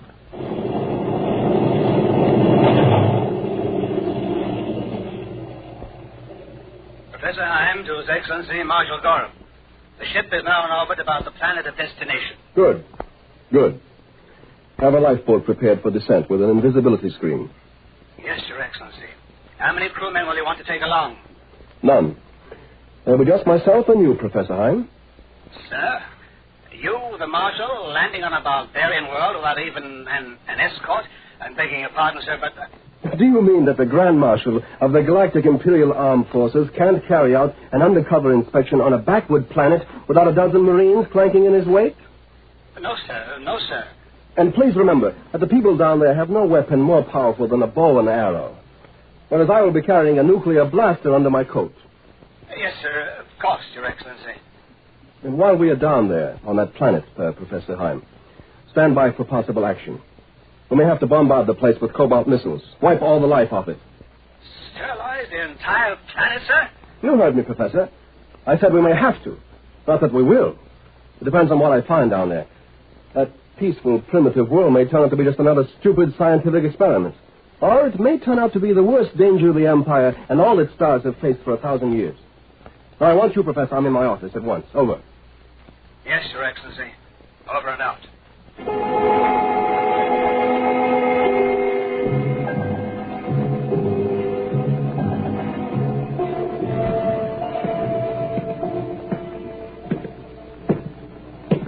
Oh, there you are, Professor Heim.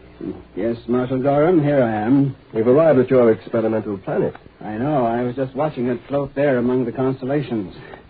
I don't know a more beautiful sight in the universe. Well, break out the native costumes for us, too. We're going down. At once? I am a military man, Professor, not one of your psychologists. Now, so far, your people have spent 1,500 years studying that planet. But as for me, there's war on the Imperial borders, and I can spare 3 days. 3 days to decide? To decide whether we can let your experiment go on or whether to discontinue it, shall I say? But only 3 days. Marshal, you don't realize it would take a week just to explain the statistics of... I know, I've heard it all. 1,500 years ago, the Psychological Research Foundation decided to learn what makes human history tick by running controlled experiments. So it took a lot of uninhabited planets and put different kinds of people on them. Well, their memories wiped out, Marshal. The first generation started out knowing as little as animals. They had to discover everything for themselves. Fire, language, the wheel. Do you imagine that their descendants could have learned enough to menace us? To threaten an empire that for 3,000 years has controlled millions of planetary systems? We've been through all this before, I've told you again and again, I'm not worried about your other experimental worlds. They're still cavemen or less. But this planet here, pure genius stock. A planet where nobody has an IQ below 150. And God knows how high they go. Well, I just can't tell about them. And His Majesty is worried, too. There have been rumors. He sent me here himself to decide whether or not those rumors could be true. But the people down there don't even know the Galactic Empire exists. Why, the men there are still farming with plows and sailing in steamships. Sure. What of it? Ordinary men on Earth with an average IQ of 100 needed maybe 500,000 years to get as far as your geniuses have in 1500. I understand they've already developed Newtonian physics, chemical batteries, telescopes, world governments. At that rate, they'll be visiting the other planets of this system in 50 years. They'll reach the stars in a century, and then they'll be loose in the Galactic Empire. Do you think they'd fit tamely into the caste system, like good subjects of the Emperor? Why, they couldn't even if they tried. They'd produce a new invention and a new philosopher every day. And that would mean the end of stability, and that, Professor, would mean the end of the Empire. So you say, but you're a soldier. You don't understand. Yes, I know. I'm a dirty militarist who can't see past the end of my own guns. All I'm good for is killing, huh? And you're a noble intellectual scientist. Yeah. I've heard that guff before, Professor, and I've gotten pretty tired of it. But I tell you, the genius people are cooperative in that. My orders are to inspect the place and decide for myself whether they're right or not. So that's what I'm going to do. Come along, Heinz.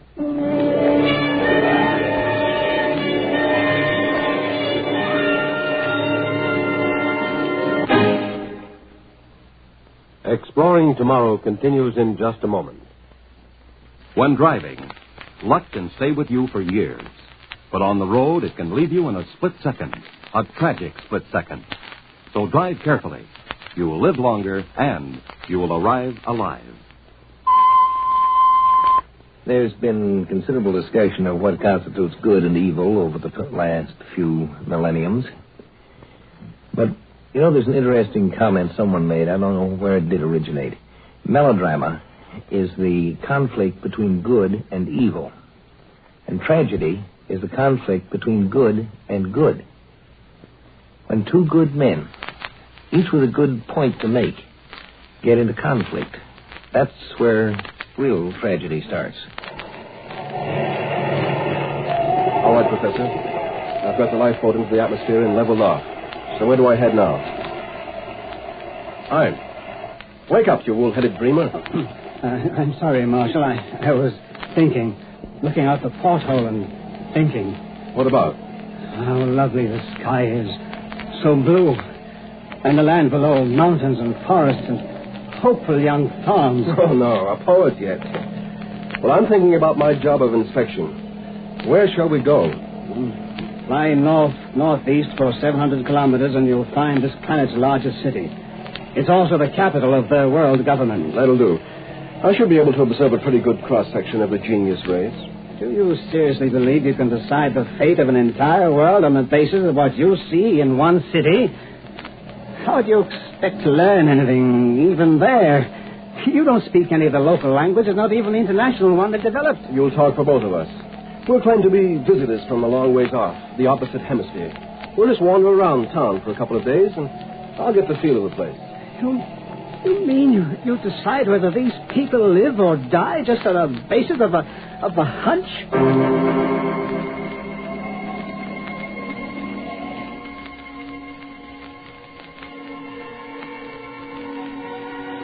Now, here we are. Landed in an empty meadow. You're sure nobody will happen by? Well, what do they do? The lifeboat is invisible. Even so. Well, we don't want the genius people learning the truth, do we, Professor? No, of course not. On that, you and I do agree. But my own motive is that I don't want to spoil the experiment. Come on, let's get moving. We'll have to hike into the city.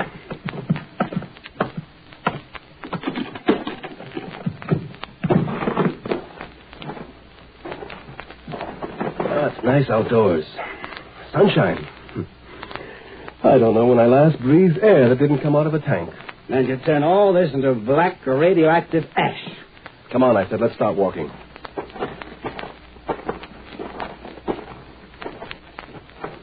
Well, there's a road. It's pretty well paved. Oh, yes. 10 years ago, this was a livestock trail. Today, they're driving steam automobiles over it. I predict that 10 years from now, the first airplane will use this for a landing strip. But where's the mass market to support all that progress? There isn't much of one. Actually, most people here are still riding around in buggies. You see, they have a unique social system. The average man on this planet would rather buy a new book than a new gadget.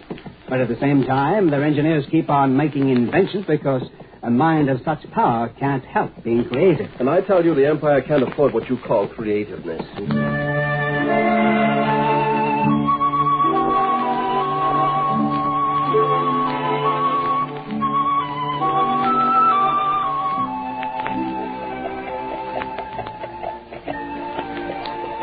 So this is their biggest city. Right. There are about 1 million people in it. You call that a city? Considering the small population of this world, yes. It's backward, all right. Carts pulled by animals. Water pumped by windmills. Bearded men in clothes of vegetable fiber. Wood in plaster houses. Gas lamps. That's what I keep telling you, Marshal. These people aren't demons. They're as human as you and I. They're born the same way as us. Grow up, learn, love, laugh, weep, and die like human beings anywhere in all space and time.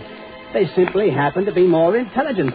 Let them live. 70 generations ago, they were savages. They didn't even know how to chip a flint. And now they've come to this. Yes. Our observers mingling with them in disguise have already learned more about historical dynamics than... Oh, sure, this city is still primitive. But in another 100 years, they have schools, laboratories. They don't frown on artists and scientists and philosophers. They glorify them. So, in 100 years, they'll be out among the stars. And we don't dare allow that. But they won't, Marshal, not necessarily. If only you'd let me show you the economic data. For instance, the great uninhabited spaces they still have right on their home planet. Shut up, I'm thinking. Thinking? I doubt if you're able to. What did you say? Nothing. I'm a knife brand, Marshal Gorham. You don't know that, do you? You think I'm just another ineffectual little dreamer, don't you? Well, you may find out different.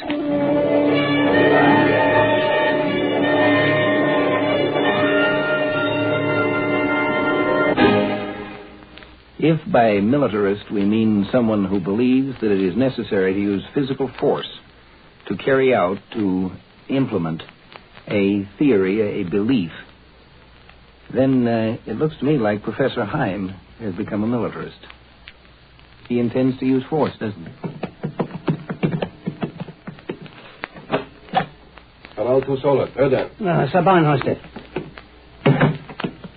What did he say, that bellhop or whatever he was? He wished us good night in the international language. He thinks we're foreigners, you remember? Ha! If he only knew how foreign. That's a cheap way to feel superior, isn't it? Oh, shut up, Heim. I'm still trying to decide what to do about this planet. There are too many paradoxes. The waiter in the restaurant wanted to ask you about the ethnology of the country he thought we came from. This is a nice, clean hotel room, but it doesn't have running water. And yet the clerk downstairs was reading what I swear must have been a mathematical journal. Does that make them monsters? Under the social system here, such routine jobs are done by students. And, of course, every person on this planet goes through at least 5 years of college. But that's all it amounts to, Gorham. A whole world of long-haired dreamers who are experimenting with aircraft and rockets, who developed the theory of evolution before they learned how to smelt iron. I don't trust them. Of course, you don't understand them. You're too... I mean... Too stupid? Isn't that what you're going to say, Professor? I'm just a dumb militarist who worked his way from private soldier to Grand Marshal of the Galactic Empire. No fine scientist, just a hired hand keeping the barbarian raiders off your scientific back. Well, Professor Heim, I happen to be the man who will decide what's to become of this planet of geniuses. And have you decided yet, Your Excellency? Not yet. I can still take a couple of days to... 2 more days? After the Foundation work for 1,500 years? Hey, what are you doing? This is a knife in my hand, Marshal Gorham. Don't move. If you reach for that blaster, I'll kill you. Gone crazy, huh? No. You're the crazy one. You're the lunatic who would blot out man's last best hope, this planet. You allow yourself 3 days to decide the whole future of a world. Now unbuckle that blaster. Don't let your hand come near the trigger. I'll drop it on the floor. Kick it over to me. So.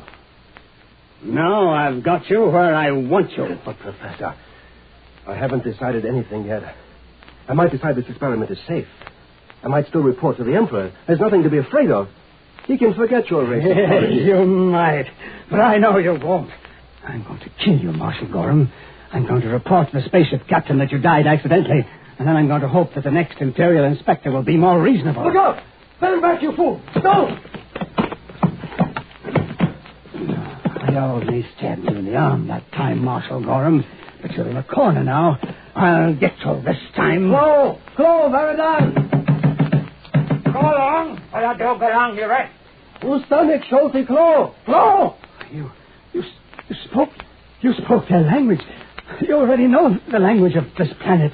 Aye. The attendant has the key, of course. He's coming in. Drop that knife, Professor Heim. He's a husky chap. Salomon. Aye. Take la odore. Drop that knife, I said, Professor. Yes, of course. Sit down, Heim. You look more shocked than I am. Gavlan Omar, Jordan.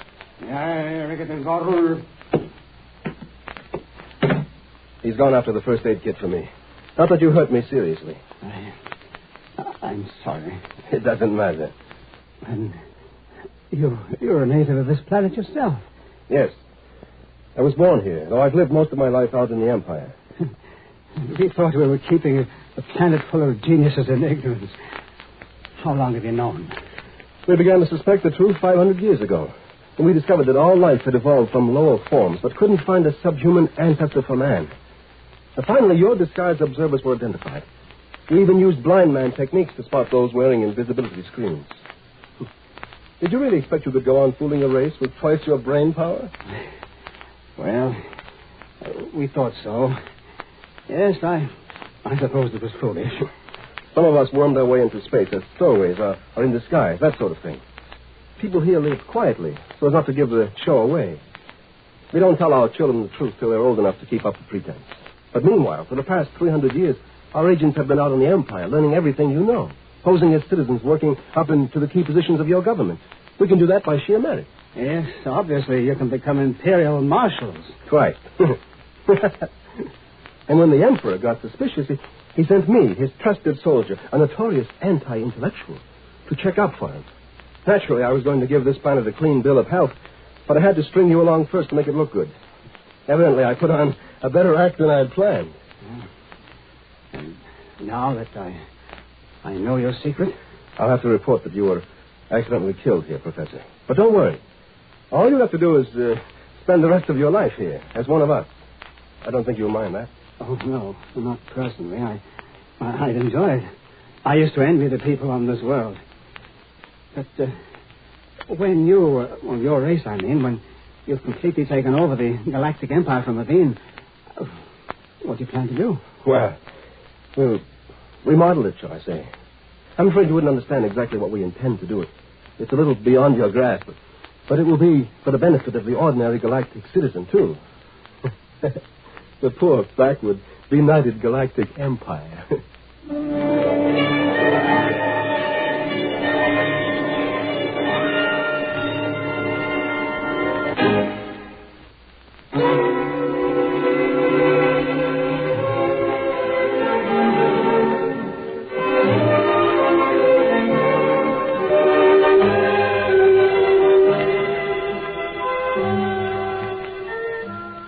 They say that the first requirement for teaching a dog to do tricks is that you have to know more than the dog.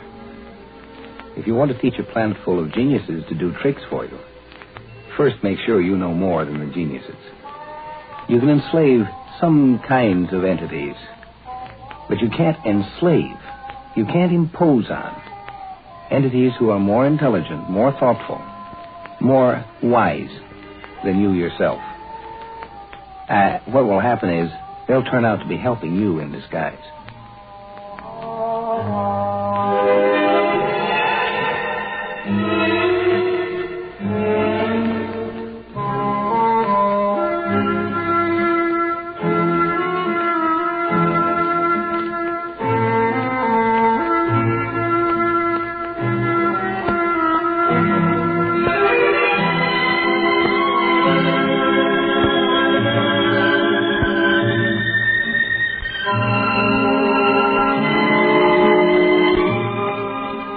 Join us for a fascinating adventure in Exploring Tomorrow. Heard in our cast tonight were Ron Dawson and Al Ruscio. Script was by Powell Anderson, produced and directed by Sanford Marshall here in New York. Guy Wallace speaking.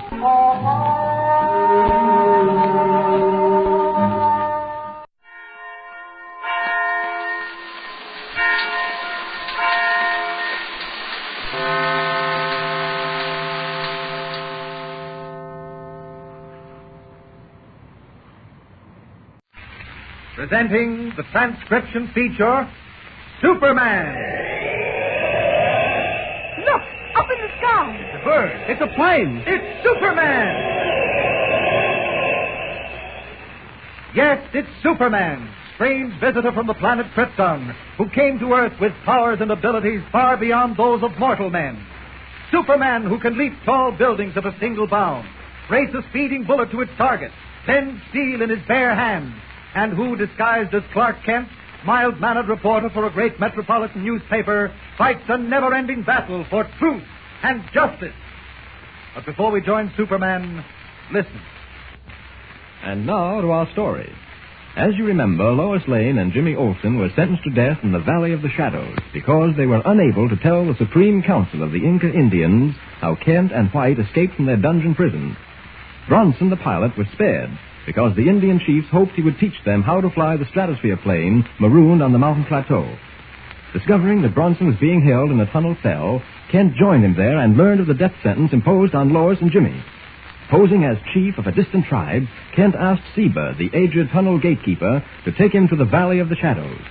The ruse almost worked until Seba noticed that the jewel Kent wore around his neck had changed color, proof that he was lying. In the meantime, Lois and Jimmy, flanked by armed warriors, have entered the Valley of the Shadows and are slowly approaching a giant waterfall that thunders over a cliff and seems to pour into a huge hole in the ground. As they near it, the warriors stop, draw back, and begin to chant. Listen. Well, I guess this is the last stop, Miss Lane. What do you think they're going to do with us? I don't know, Jimmy. Whatever it is, you can be sure it won't be pleasant. This must be the sacred river they were talking about. I don't see any river. It's just a big hole that looks like a kettle, and that water pouring over the cliff is falling into it.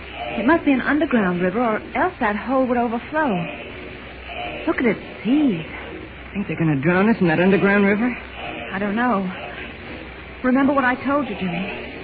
No matter what happens, we've got to take it with our chins up. I know, but we wouldn't have a chance if that water travels underground. It's like a whirlpool. Easy, Jimmy, easy. There was only some way of reaching Mr. Kent.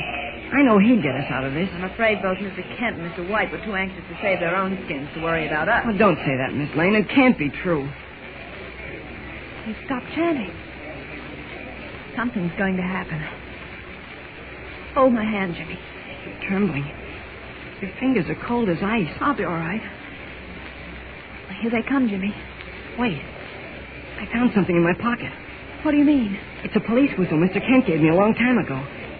Do you think if I blew it loud, someone might hear it? I'm afraid not, Jimmy. Well, there'd be an echo, wouldn't there? It might travel a long way. I'm going to try it. Here goes.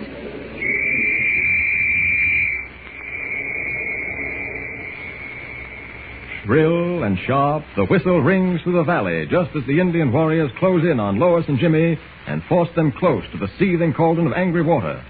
Miles away, at the entrance to the mountain tunnel, the last dying echo of the whistle reaches Superman's keen ears. What was that? Police whistle in these mountains? Must be Jimmy blowing it. All right, Seba, I won't need your help now.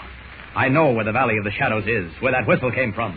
Up, and away!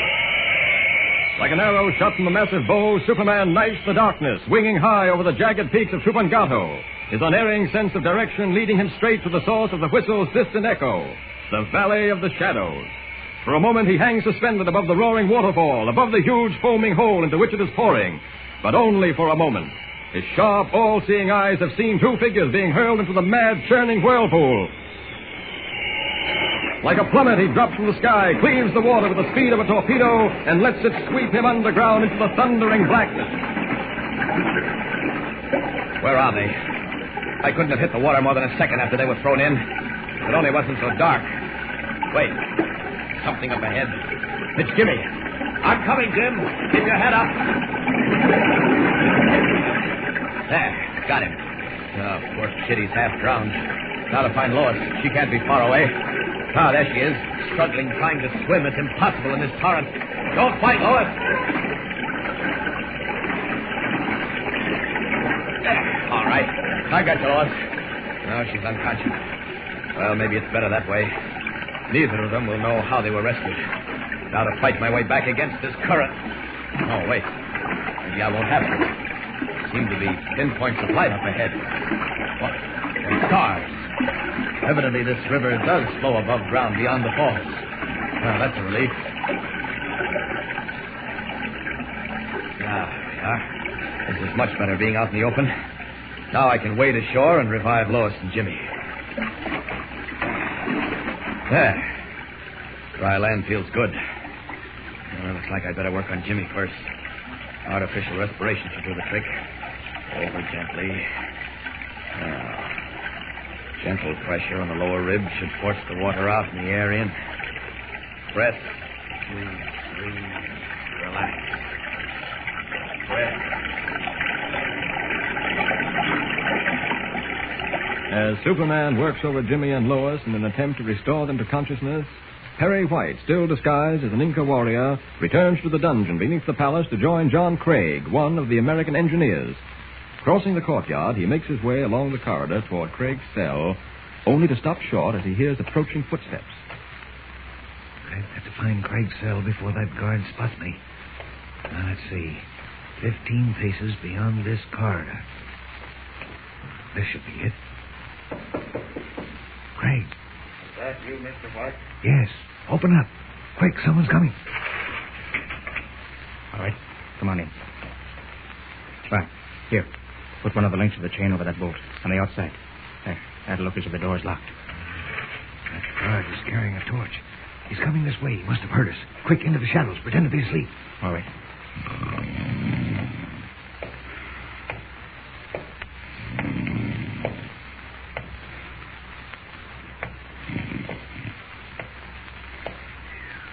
That was close. Yeah. Where's Kent? Stupid fool got himself locked in with Bronson, our pilot, up in the tunnel. They're probably safe enough up there. Sure, they're safe. What about Lois and Jimmy? What's happened to them? For all we know, they may be dead, and there isn't any way of finding out. Shh. That guard's coming back. Keep down.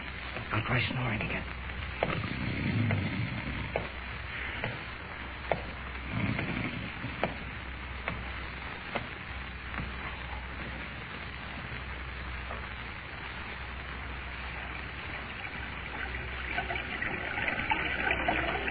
Well, you should feel a lot better now, Jim, with all that water out of your lungs. Oh, I do. Gosh, I must have swallowed half that river. No, not quite. How about you, Lois? Feel all right? A little weak, but glad to be alive. I still don't understand how you pulled us out. Oh, I told you. I was wandering through the valley searching for you when I heard Jimmy's police whistle. I ran to the place where the river came out of the ground, and both of you floated by like logs. Sounds like a fiction story. But we're here, and that's what counts. Well, what happened to Mr. White? Where's he? I told you we found one of the engineers in a cell under the palace, a man named Craig. I imagine he and Mr. White are waiting there for us. Oh, what are we going to do? We've got to get them out. Well, we will, all in good time. Well, while you're figuring out a way, I'll wring out my clothes. Gee, that's right. We're all wet. How about building a fire, Mr. Kent? Plenty of dry twigs here. Fine. We can strike some sparks from these rocks, Indian style. I don't think a fire will be seen. Boy, there's plenty of wood. Some dry moss for tinder. Uh-huh. Ah, swell. These rocks look as if they'll do. Hard as flint. Ah, here goes. When the sparks fall, you start blowing, Jimmy. Okay. Ready? There's some sparks. She's taken. Oh, boy. Feels good. You sure they won't see the plane? No, not a chance, Lois. You see, the Incas think this river drops straight down to the center of the earth. If they knew about this spot, they'd know that the river comes up in these mountains. Well, we must be miles from the city. Mr. Kent, if the Incas think the river goes to the center of the earth, then they must think we're gone for good. That's right, Jimmy. Oh, and if we're supposed to be dead, nobody'd suspect us of being alive. Jimmy, a couple of more brilliant deductions like that, and you'll be up in Einstein's class. Oh, wait, hold on, Lois. Stop kidding Jimmy. He's got something there. Well, if it's another clever plan to win their friendship, I give up. No, it's more than that. Assume we've been given up for dead. And assume we could make the Incas believe that Mr. White and Mr. Craig are dead, too. Then we could really work undercover. Meanwhile, we'd all be safe here. I won't consider myself safe until I'm back in Metropolis. Now, you will be soon. Right now, I've got to get back to the palace and find Mr. White and Mr. Craig. Oh, I'm coming with you. Ah, nothing doing. You stay right here and protect Lois. Fine gentleman you are. Oh, gee, I'm sorry. All right. I'll be back as soon as I can.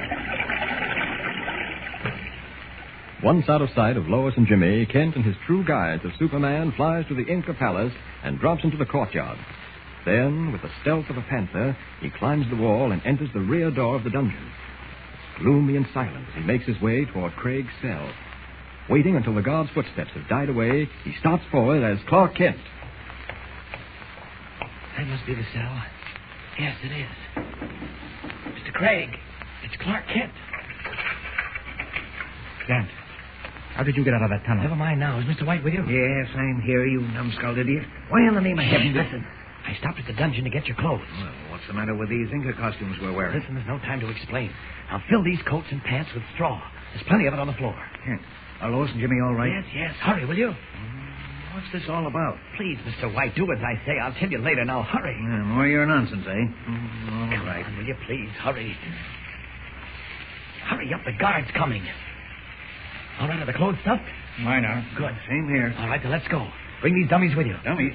Kent, what are you talking about? I'll explain later. The guard's coming. We've got to get out of here. Now, follow me. Come on. What is Clark Kent planning to do with the straw-stuffed dummies? Something is brewing, and you can be sure that whatever it is, it's going to be exciting. So don't miss a single episode. Tune in and listen with Superman. Don't forget, tune in again for the next thrilling episode with Superman. Look, up in the sky. It's a bird. It's a plane. It's Superman. Superman is a copyrighted feature appearing in Action Comics magazine. Presenting the transcription feature, Superman. Look, up in the sky. It's a bird. It's a plane. It's Superman. Yes, it's Superman, strange visitor from the planet Krypton, who came to Earth with powers and abilities far beyond those of mortal men. Superman, who can leap tall buildings at a single bound, race a speeding bullet to its target, bend steel in his bare hands, and who, disguised as Clark Kent, mild-mannered reporter for a great metropolitan newspaper, fights a never-ending battle for truth and justice. But before we join Superman, listen. And now to our story. When Jimmy Olsen and Lois Lane, condemned to death by the Incas, were hurled into the sacred river, an underground torrent in the Valley of the Shadows, Clark Kent, as Superman, rescued them. At the same time, he discovered that the river, which the Incas believe flows into the center of the earth, came above ground some distance from the Inca city. Still hopeful of winning the friendship and confidence of the supposedly lost race of Indians, Kent evolved a plan of action. Leaving Lois and Jimmy on the riverbank, he returned to the palace dungeon where Perry White and John Craig, one of the 9 American engineers who had been lost, were waiting for him, still garbed in the Inca costumes they had taken from their gods. Mysteriously, Kent instructed them to stuff their regular clothes with straw so as to create 2 dummies. What's the idea of this, Kent? Is it another one of your harebrained plans? Don't ask questions, Mr. White. Put some more straw into the arms of that jacket. Make it look like a human being. How's this, Mr. Kent? Fine. Hold it up a minute. Ah, it's perfect. 50 yards. I think it was you, Mr. Craig. Now, wait a minute, Kent. Wait a minute. Are these straw men supposed to look like Craig and me? That's the idea. All right, let's go, gentlemen. Now, each of you carry your own dummy. Follow me. Of all the fool stunts, this takes the cake. Come on. Just hope you know what you're doing, Kent. Careful now. It's dark here. Door to the courtyard's only a few feet away. Mr. White, grab my hand. Mr. Craig, hold on to Mr. White. Okay. Here's the door. Now up the steps. Careful. You'll have to climb over the wall. Too many guards at the gate. Can you see where you're going? If you can, we can. No time for wisecracks, Mr. White. Yes, we can see. Quiet. Plenty of chance to yell in a few minutes. If we live that long. All right, here's the wall. Now, first, we'll throw these straw dummies over. Give me yours, Mr. White. With pleasure. Thank you. Now, yours, Mr. Craig. There you are. Right. All right, now, Mr. Craig, stand up on my shoulders and pull yourself over. I'll kneel down. Wait a minute. That's right. All right. Don't worry. I've got you. Listen. What were those drums? I don't know. Probably a change of the guard. Steady, Mr. Craig. Can you make it? I think so. Yeah, I can just reach the lip. All right, now wait. I'll stand up. There. Hurry. I don't want them to see us. All right. I can make it now. Jump to the other side. Ground is soft there. Okay. Come on, Mr. White. How will you get over? Don't worry about me. If I don't, who will? I appreciate that, Mr. White, but this is no time to be stubborn. I'll be over the wall half a second after you are. No. Please, Mr. White, I can climb the wall. I've done it before. In a few seconds, this courtyard will be filled with guards. Are you sure you can get over by yourself? Dead sure. All right. Steady now. I'll hold your ankles. There. Can you reach the top? Yes, I'm taller than Craig. Here I go. Fine. Jump. Now to hop over myself. Can't. How did you do? Oh, I'm an old pole vaulter. All right, come on. I'll carry these dummies. Where to? Up the mountain. Hurry. Follow me.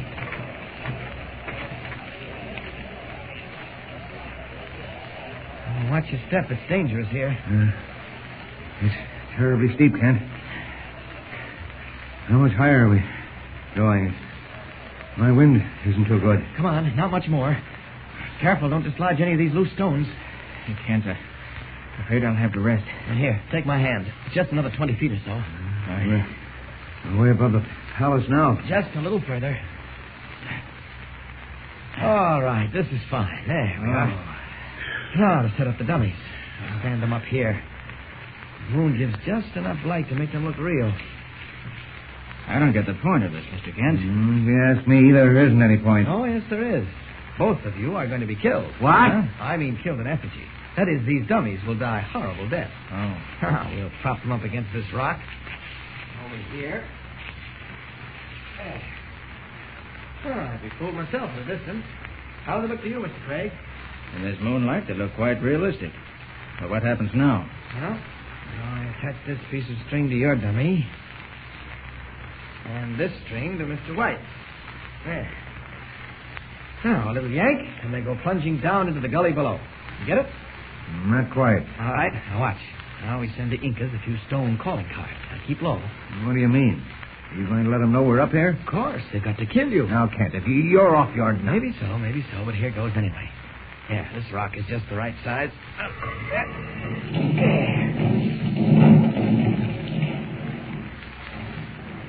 Now, a flock of smaller ones.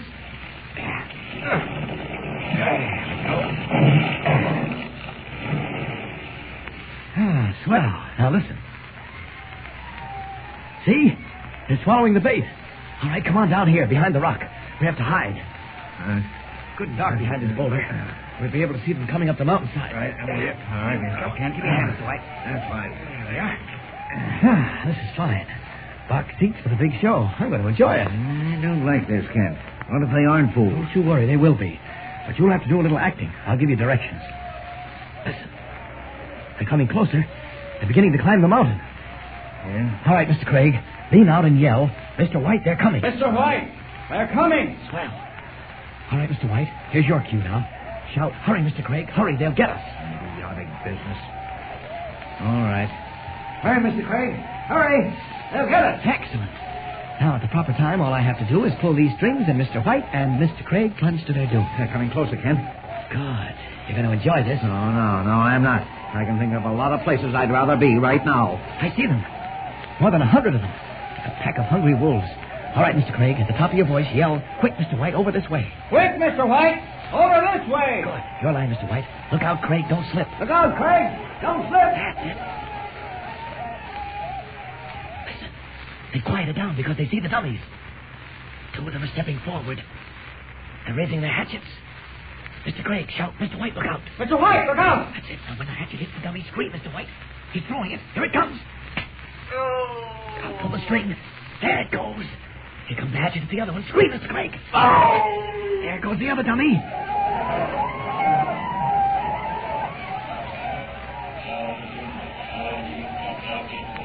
Well, they fell for it. Hook, line, and sinker. Wonderful. Gentlemen, you're both dead. It's amazing. It worked. It worked. Congratulations, Kent. That was brilliant. Absolutely brilliant. Yes, it worked, but what does it accomplish? I'll tell you. Nehru and the rest of the Inca Council now believe that we three and Lois and Jimmy have been killed. That will give us a free hand to act. What do you mean, act? What are we going to do? Well, the first thing to consider is, can we escape? The second thing is, do we want to escape before we make the Incas agree to allow the government to build the Trans-Hemisphere Highway? What do you think, Mr. Craig? Well, if we merely escape, our mission has failed. It'll still be impossible to build that road. What do you propose, Kent? I was coming to that. Suppose, working secretly, we were to do something for the Inca people. After all, they want progress. Now, what one thing can we do to show we mean them no harm? And on the contrary, we want to help them. Do you know, Mr. Craig, some big thing? Well, let me see. I really don't know, Kent. They seem to be self-sufficient. All right. I'll have to find out. But meantime, let's be getting back to Lois and Jimmy. I promised to return at dawn. If we start now, we can just about make it. Pretty sure I know the way. Follow me, but watch your step. Making use of his amazing power of being able to see in the dark, Kent leads Perry White and Craig safely to the riverbank, where he left Lois and Jimmy. There, while a happy reunion is taking place, he excuses himself on the pretext of searching for more wood for the fire, and as Superman streaks like a comet back to the palace. Still in his Inca costume, Kent makes his way through the great halls until he comes to the empty council room. And there, hiding behind some draperies on a balcony above the room, Kent stands motionless as the chief of the tribe, Nehru, and an Inca leader enter the room. Are you certain, Numati, that both men met death? I am, Nehru. It was the chief engineer and the old man who was captured with the 4 others. Mr. White, he was called. He who escaped from the dungeon. Good. Numati, you saw them plunge into the valley? I did, Nehru. Both were struck by golden hatchets. Good. With Cuba called away, we can soon put an end to the 8 others imprisoned in the tunnel. What do you think, Numati? You know I agree, Nehru. I have always agreed with you. Death to the white men. Death to all who intrude upon our sacred mountains. When shall they die? There is no time like the present. Shall I summon the warriors? Yes, assemble them in the courtyard. It shall be done, Nehru. Death to the white men. Wanalake. Death to the white men. Wanalakeo.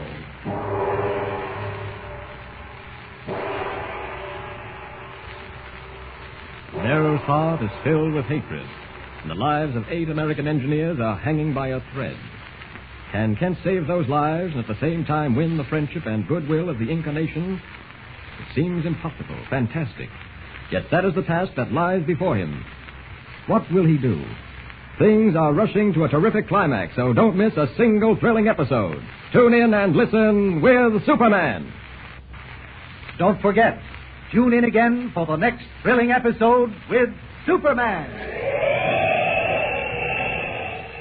Look, up in the sky. It's a bird. It's a plane. It's Superman.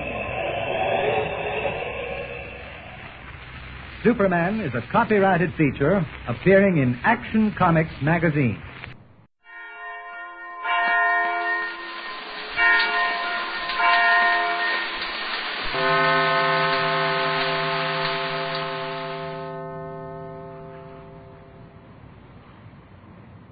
Kellogg's Pep, the build-up wheat cereal, invite you to rocket into the future with Corbett, Space Cadet. Stand by to raise ship. Blast off -5, 4, 3, 2, 1, 0.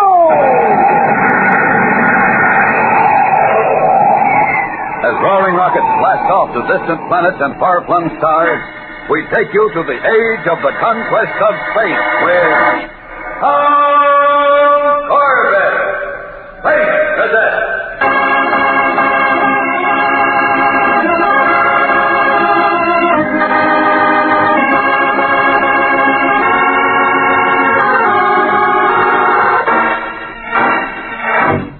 In a small concrete structure carefully isolated from the other buildings on the campus of Space Academy, the Polaris unit attends its daily lecture, Astrophysics. Wearing protective coveralls and gloves, the 3 cadets stand attentively around a large laboratory table as young, attractive Dr. Joan Dale, one of the leading Academy physicists, indicates a sample specimen of ore in a small lead-lined case. This ore, cadets, is extremely rare. It's only found in any appreciable quantity on 2 asteroids in the asteroid belt, 2046 and 2049. This sample came from our mining camp on 2049. Is this ore good for anything, Dr. Dale? Well, we're not sure yet, Cadet Corbett. It's still in its testing stage. So far, we found it has a small degree of radioactivity. Hey, then maybe it could be used as a fuel for rocket ships. Perhaps, but certainly not in its present state, Cadet Astro. It would take several tons of ore to reach a critical mass strong enough to produce power and usable energy. Now, any more questions? All right, then, we'll proceed with your test assignment. You understand what you're to do? Yes, ma'am. Analyze this specimen, giving content and volume of every element included. And measure the energy potential. Right. Use reaction chamber 2. Number 1 hasn't been cleaned since the last experiment. Yes, ma'am. You'll have 15 minutes, cadets. Work fast, but be as thorough as you can.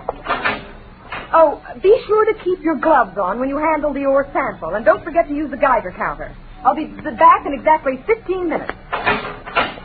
Oh, brother, this is what I call a real dog detail. Playing around with a crummy hunk of rock. We'll get a real dog rating if we don't finish this experiment in time, Roger. Yeah, hotshot. Get that reaction chamber heated up. Okay. Astro, you take this piece of ore and start analyzing it. Roger and I'll handle the reaction chamber. Check. Okay, Tom. Chamber's ready. Now hand me a container. Here. Okay, open the lock. Shove it in. Closer. Oh, and don't forget the Geiger counter. Sure. What do you think I am, a primary student? If you study hard enough, you might make it, Roger. That's enough out of you, rocket head. Okay, counter's on. How you doing, Astro? This won't take long, Tom. We ought to finish the experiment in plenty of time. Yeah, if you don't mess it up. Me? Why, you overblown bag of space. Hey, wait a minute, fellas. The Geiger counter. Listen to it. Hey, jumping Jupiter, it's going crazy. I don't get it. Dr. Dale said it would take tons of the stuff to reach critical mass. That hunk we put in the reaction chamber is no bigger than my fist. Hey, wait a minute. You put it in chamber 1. Well, sure. You big jerk. Dr. Dale said to use chamber 2. Number 1 wasn't cleaned out, so the ore is combining with whatever was left in there. Oh, quick, we've got to stop it. Too late. Don't go near it, Tom. There's a baby A-bomb cooking up in there. Let's get out of here. Come on, Tom. She'll blow any second. Hit that outer door. Quick, Astro. Right. Go on, fellas. Outside. Now hit the deck fast! He's gonna blow!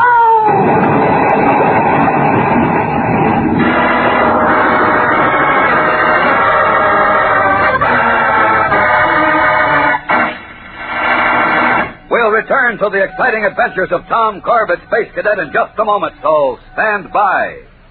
Spaceman, one of the most interesting places here at Space Academy is the Spaceport Communication Center. Now, today we're going in there for a look around and see just how they operate. Here we are, Spaceman. You know, this communication center is in operation 24 hours a day, keeping a check on all space traffic and land-to-space communication. Now, come into this room.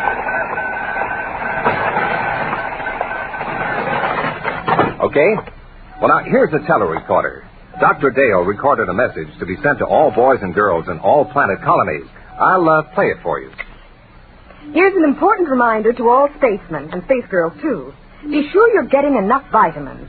Eat the right foods that give you those vitamins. At breakfast, you can get the whole day supply of vitamin D and a valuable amount of vitamin B1 by eating Kellogg's Pep. And when you eat Pep, you're giving yourself the kind of food values that help you do things better. That goes for play, school, work, and sports. So remember, for a good supply of important vitamins and a really enjoyable way to start this day, help yourself to Kellogg's Pep. End transmission. Well, Spaceman, you learned 2 important things today. You learned about communications, and you heard about the best breakfast cereal in the universe. So don't forget now, ask Mom for Kellogg's Pep. P-E-P. Pep.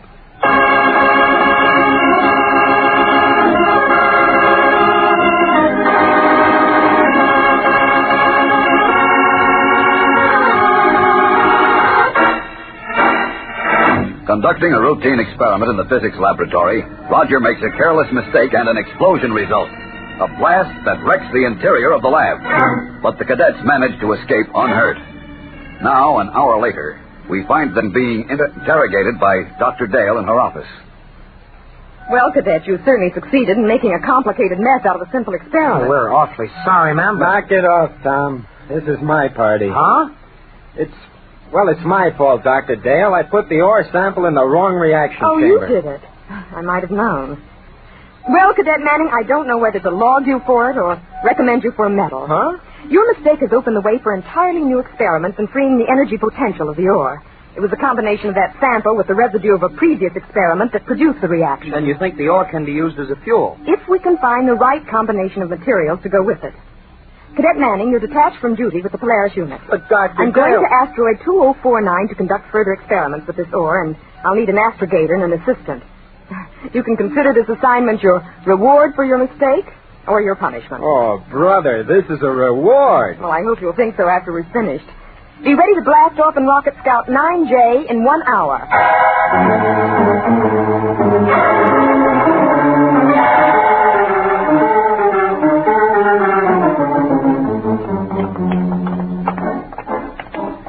By the rings of Saturn.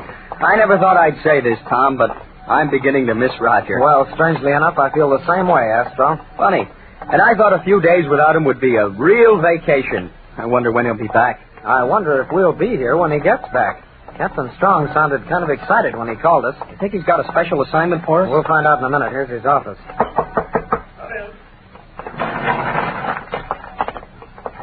Cadets Corbett and Astro reporting, sir. Well, stand easy, cadets. Be with you in a second. All right, Courtney. Now, give me the rest of those figures on the course of the 9J. Uh-huh. 9J? Tom, wasn't that the rocket scout Dr. Dale used to go to Asteroid 2049? Yes. I wonder what's up. Great galaxy. I hope nothing's wrong. All right. Got it, Courtney. But if there's any further word from Mason on the asteroid, let me know. Captain Strong, is there anything wrong? I mean, well, we couldn't help overhearing you mention the 9J. And we know Roger and Dr. Dale used that ship. I'm sorry to have to break it to you like this, boys, but the 9J is missing. Missing? But how could... We don't know yet. We've tracked the scout as far as the asteroid belt, right to number 2049, as a matter of fact. But Greg Mason, the chief engineer of the mining station there, said they never arrived. Did any of our space stations pick up a distress call? No, nothing but routine position reports. Apparently everything was going smoothly until the scout entered the asteroid belt. Then what happened to them? That's what we're going to find out. Prepare the Polaris for immediate blastoff. We're going to search for the 9J, and we're starting at asteroid 2049.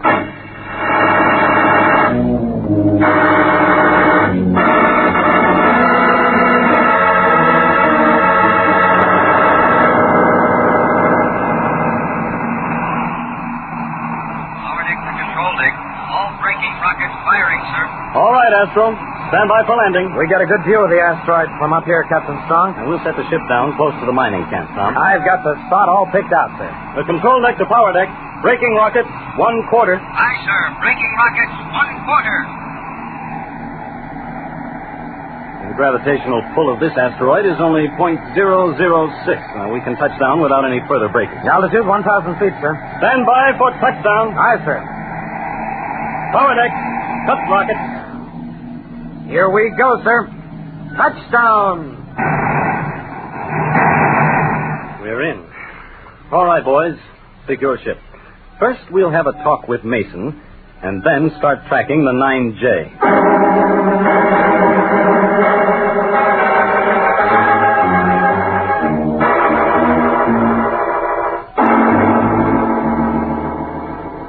Captain Strong, do you mean to tell me the 9J is still unreported? We haven't heard a word from them, Mason. We checked Dr. Dale's course, and it appears she came straight here. I don't understand it. We've seen no sign of her or the ship. Are you sure your radar is in good working order? Of course. We picked up your ship an hour ago. I'm positive the rocket scout couldn't have come within 1,000 miles of us. Have you tried to raise them on your teleceiver? Oh, at least 100 times. Well, I'm afraid it's only too obvious what's happened, Captain Strong. You mean you think the scout was hit by a meteorite? Well, this part of space is full of them.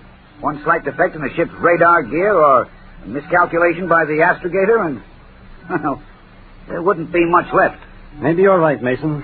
But we won't assume anything until we're sure. But what can you do, Strong? Search this entire area. But that would be like looking for a speck of meteor dust in the Milky Way. It would take weeks, months. I don't care how long it takes. We're going to keep at it until we find some sign of that ship.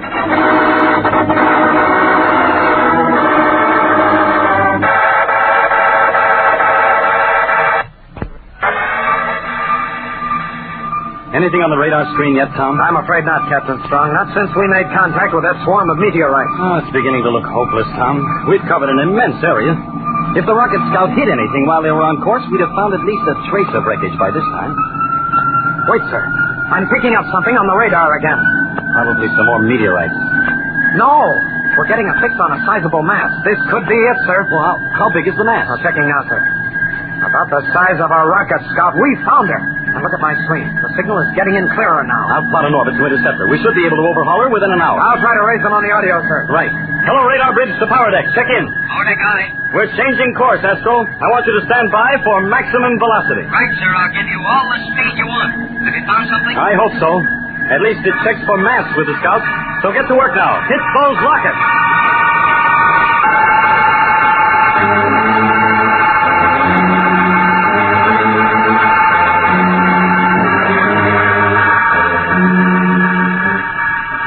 Radar bridge to control deck. We're closing in on the scout, Captain Strong, almost within visual range. Good. Cut off the radar and turn on the forward scanner. Take a speed on here. Aye, aye, sir. There she is, sir. It's the 9J, all right. No sign of damage to the ship. No, sir. She seems to be holding course under full control. Try audio contact now. Aye, sir. Polaris calling Rocket Scout 9J. Polaris calling Rocket Scout 9J. Acknowledge. Can you read us? Acknowledge, 9J. This is the Polaris. Blast it.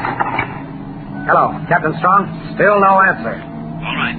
Secure the radar bridge and report to the main airlock in full space gear. I want you and Astro to board that ship.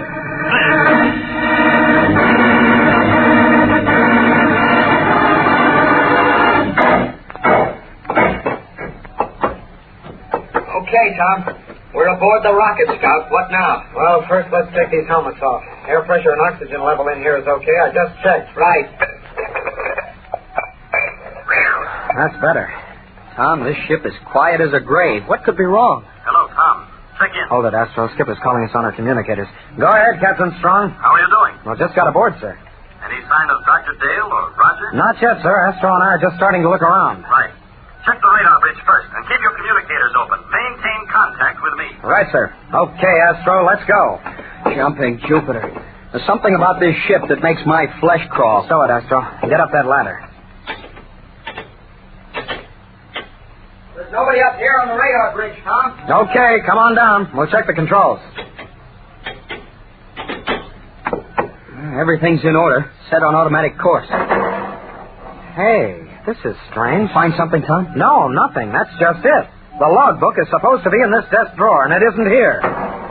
Maybe they abandoned ship and took the log with them. Well, come on. Let's have a look in the spacesuit locker. Oh, there it is, over there. Well, go on. Open it up. Hey, look, Tom. Why, their spacesuits are still in the locker. This is Dr. Dale's, and here's Roger. And here's the emergency suit. Boys, did I hear you right? They couldn't abandon ship without their spacesuits. I know it, Captain Strong. That's just what we're trying to figure out. Well, go on with the search. Take your time. Do a thorough job. Joan and Roger must still be aboard. We'll try below, sir. We may find something on the power deck. Go ahead down, Tom. Oh, there's certainly no sign of a fight anywhere. Everything is in shipshape order. Yeah, that's what makes it so creepy. Hey, there's the weapons locker, Astro. Let's check that. Good idea. Well, I give up.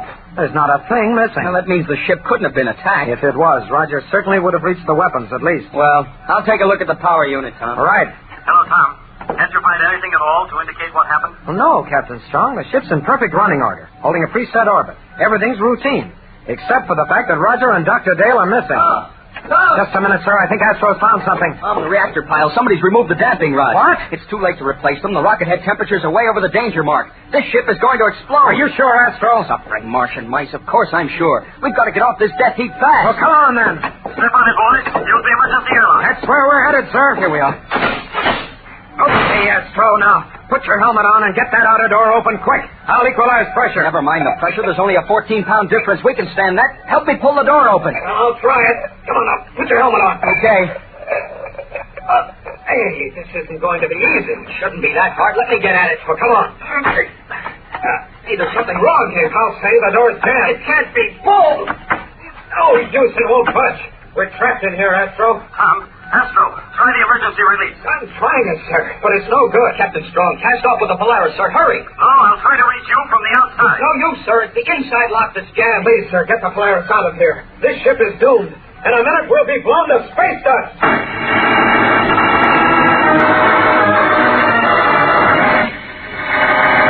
We'll return to the exciting adventures of Tom Corbett, Space Cadet, in just a moment, so stand by. Say, Spaceman, have you got your share of Magic Eyes yet? Well, if you haven't, you'd better get going. Your Magic Eye is waiting for you right this minute down at the grocery store, inside every package of Kellogg's Pep. Now, on those Magic Eyes, you can see Bill Holden and Bob Hope of Paramount Pictures, sports stars like Bobby Riggs, and circus greats like Clyde Beatty, the Lion Tamer. And listen, every Magic Eye picture shows you plenty of action. 16 different action subjects. Collect them all. You know, it's easy to get Magic Eyes. Nothing to mail in and no waiting, because you get a Magic Eye free at no extra cost in every package of Kellogg's Pep. Now, think of it. Just get a package of Kellogg's Pep and you get a Magic Eye at the same time. Be the first in your neighborhood to collect all 16 Magic Eyes. If you get 2 of a kind, trade for one you haven't got. But just remember, you keep adding to your collection every time you get Kellogg's Pep. You get loads of swell eating, too, because those golden whole wheat flakes make the best tasting cereal you ever had. Just remember now, ask Mom to buy Kellogg's Pep. P-E-P. Pep.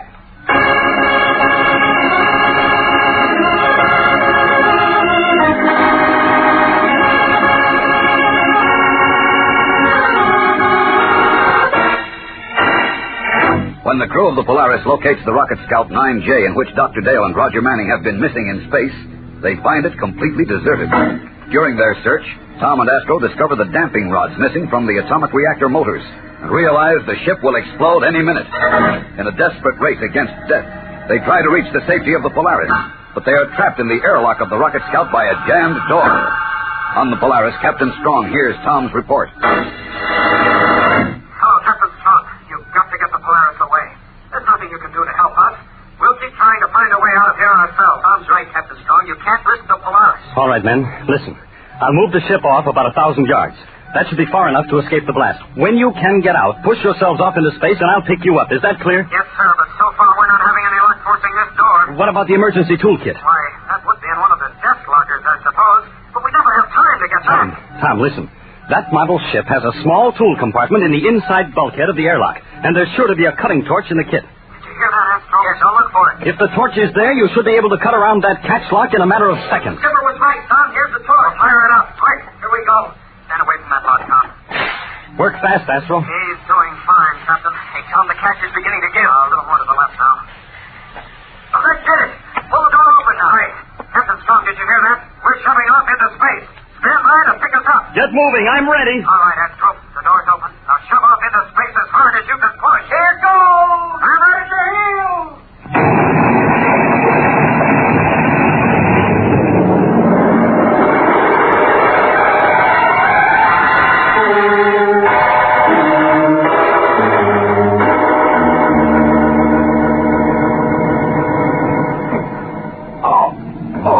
Take it easy, Tom.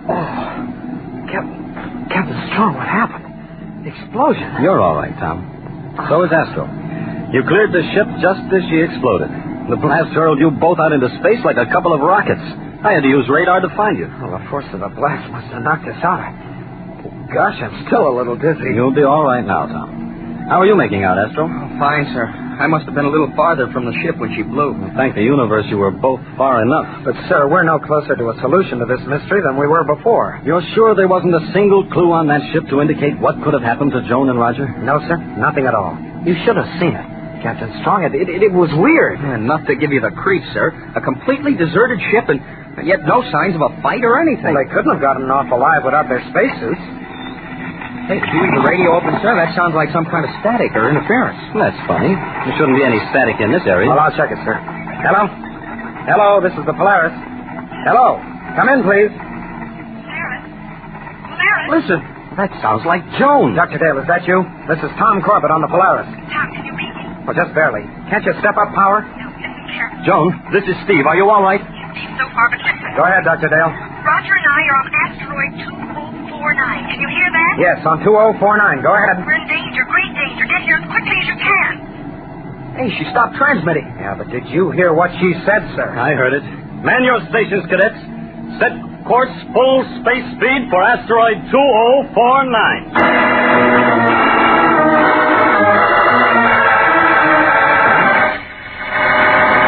Don't miss the next action-packed adventure with Tom Corbett, Space Cadet, on Thursday, when the crew of the Polaris attempts a dangerous rescue in space in Part 2 of The Asteroid of Danger.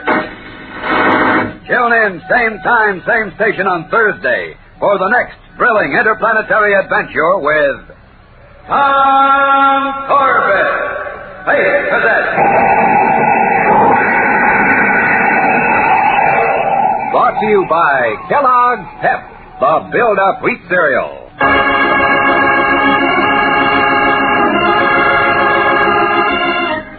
Tom Corbett, Space Cadet, starring Frankie Thomas, can also be seen on television and appears in the comic sections of many of America's leading newspapers. Look for it daily and in weekend editions. Featured in the cast were Al Markham, Jan Merlin, Edward Bryce, and Margaret Garland. Today's program was written by Gilbert Braun and directed by Drex Himes. Jackson Beck speaking. Kellogg's Raisin Bran has a secret. Kellogg's Raisin Bran has a secret. And what a secret! In Kellogg's Raisin Bran, the tasty raisins are dipped in honeycomb. That means plumper, more tender raisins, along with delicious golden crisp bran flakes. Both fruit and cereal all in one box. And no other raisin brand but Kellogg's gives you the tender goodness of raisins dipped in honeycomb. That's Kellogg's secret. So for your breakfast, make sure you get Kellogg's, because Kellogg's Raisin Bran has a secret. this is ABC, the American Broadcasting.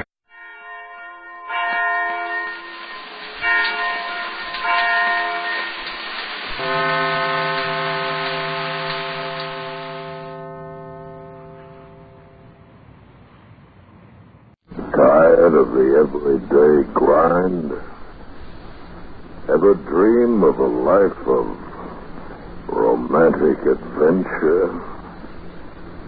Want to get away from it all? We offer you Escape. Escape, designed to free you from the four walls of today for a half hour of high adventure.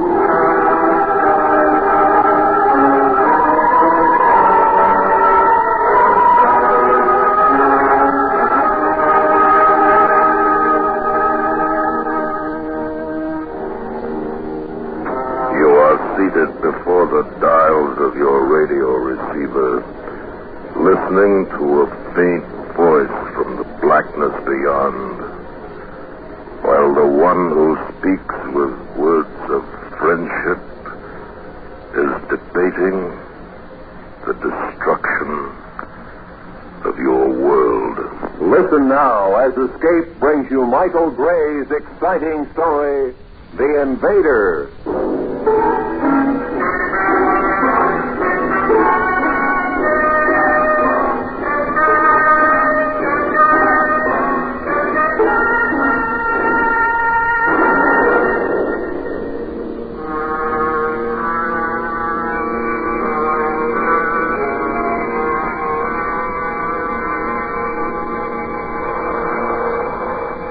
Here in the Nevada desert, our forward observation post is a slit trench less than 2 miles from ground zero of Operation Doorstep 8A bomb test. The time exactly 30 seconds to 8 hours. That's the voice of our official guide, Colonel Jim Donovan. All personnel put on protective glasses and get below trench abutments.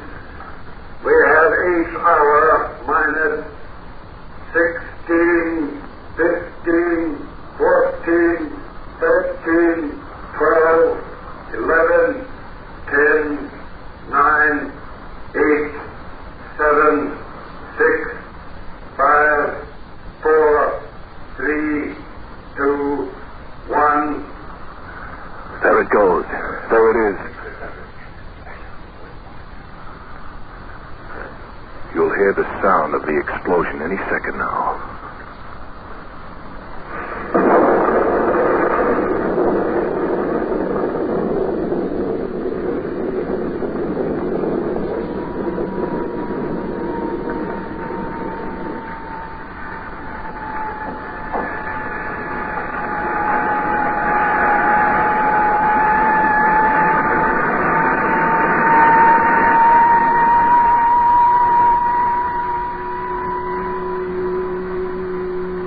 See that flash, Commander? Yes. Check the cyclo gauges for reaction. Yes, sir. No reaction, 0 counts. What an extraordinary race. Very primitive. The main object appears to be to kill each other off at periodic intervals. I wonder why the Council doesn't order extinction. There's hope. That's why we've been sent. But the red zero discs vanished on the same job last Delo. Why waste more lives? The things should be exterminated. Don't be unscientific. The Red Zero discs probably disobeyed orders and landed on water. Water? Yes, water. What a place. But what do they call those creatures, Commander? Humans. Humans? What an odd name. I'm afraid they're a very odd race.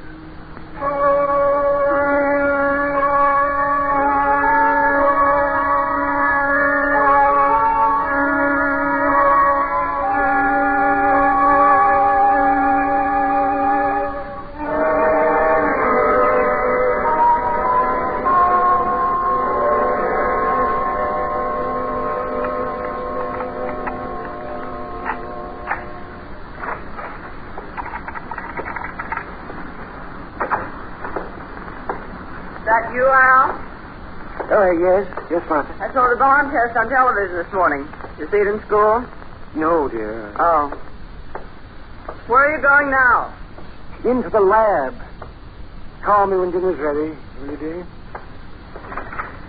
Yeah, let's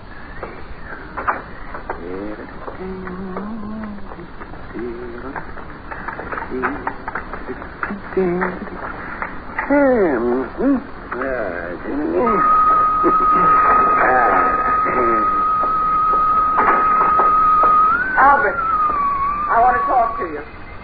Huh? I said I want to talk to you. Oh, yes, dear, of course. I saw Mrs. Warren today. Yes, dear. Will you stop messing around and pay attention to what I'm saying? Yes, dear. I should merely like to remind you that Mrs. Warren is your school principal's wife.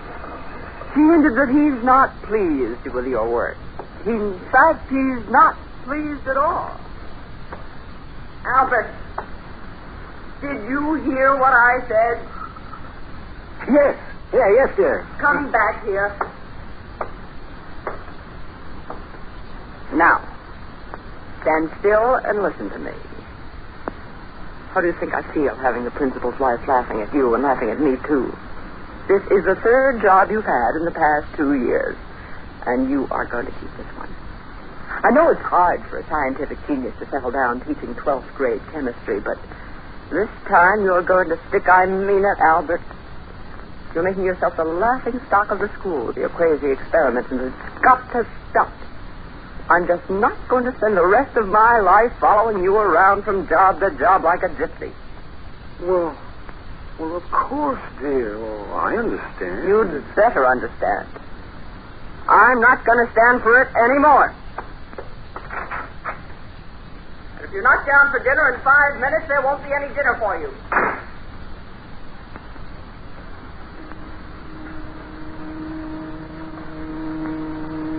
Commander? Magnetrons oscillating. Probably a magnetic storm. No, it's a definite signal on our channel. That's the Council's calling. Raise and bring it in.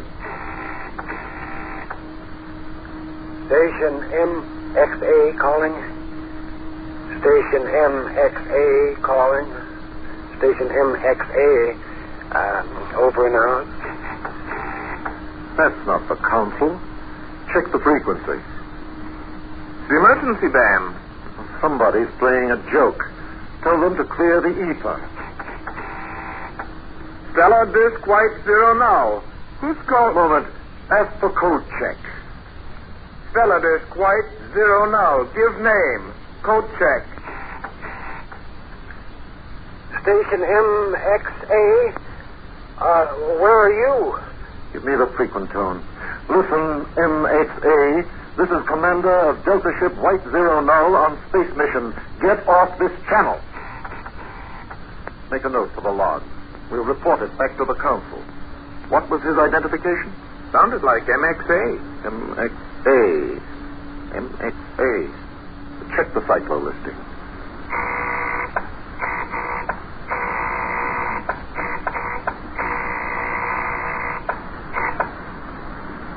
There's no such station listed, Riss. There must be. Cross-check and fix. Yes, Riss.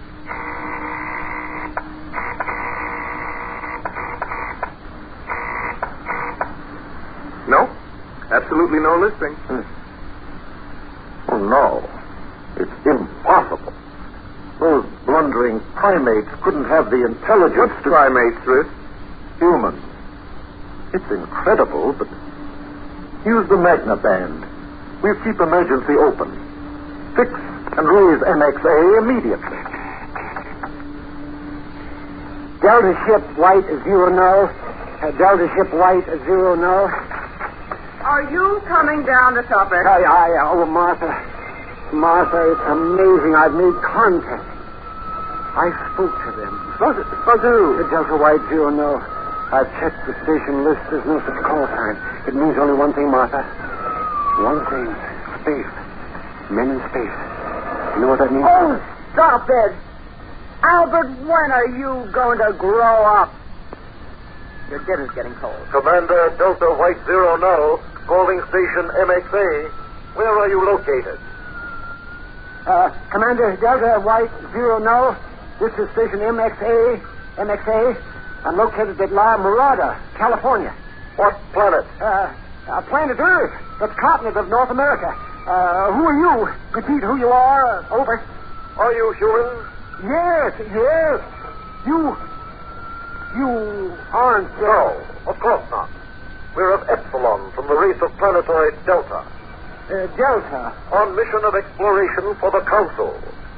Council? The Council of Quantum Major the Nebulae Ursula. We're arriving in your atmosphere in 2 delos more to examine your planet. We cannot continue this unauthorized contact without permission from the Council. If granted, we will raise contact again at your earliest flight time tomorrow. Oh.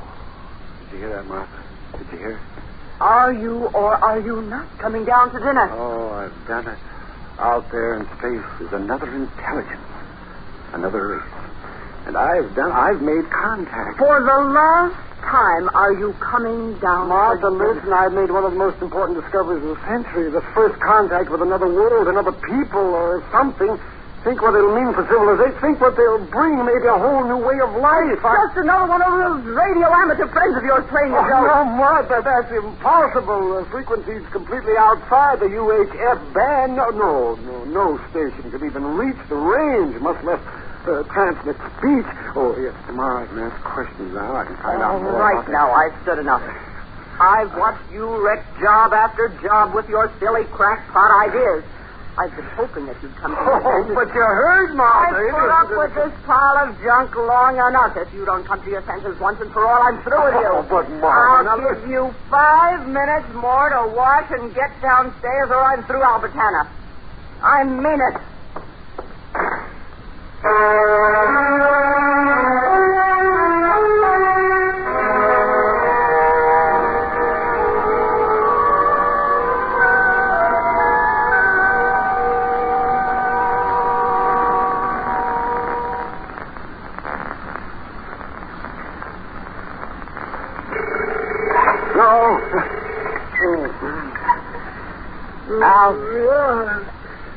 Wake up, Albert. Oh, dear. Oh, I'm kind of feathered. Oh, yes, of course. Hurry up and get showered. You'll be late. Of course. Oh, I mustn't be late. Oh, my. Let me see now. Early light time. Oh, I hope I'm not late. Where are you going? He said he'd make contact early and late. Light time. Don't worry about breakfast, dear. Just fix some coffee. Showered and dressed now. Now, do you hear me? You know what the principal said the last time you were late? Martha, I'm not going to school. Yo. Oh, I can't. Don't you understand, dear? Today I'm going to contact Delta White No. In fact, I'm going to contact him right now. You mean to tell me that you're risking your job for that crazy? Oh, Martha, it's not crazy. Nobody on this earth could have transmitted on that frequency. There's only one explanation. All right. I can see that there's only one solution to this. And you've asked for it. Martha, don't. Martha, stop. What are you going to do? Martha! Get away from that door. Martha, by the time I finish with this place, get out of my way. All you'll need is a broom. Stand by my chair, Martha. Now, then. You listen to me for a change. For 14 years, I've been teaching sniveling little monsters to blow themselves up for less money than a garbage collector. And for 10 years, I've listened to you nag me out of any sort of manhood. But if you lay one finger on that equipment or come in this room again without my express permission, I'll kill you.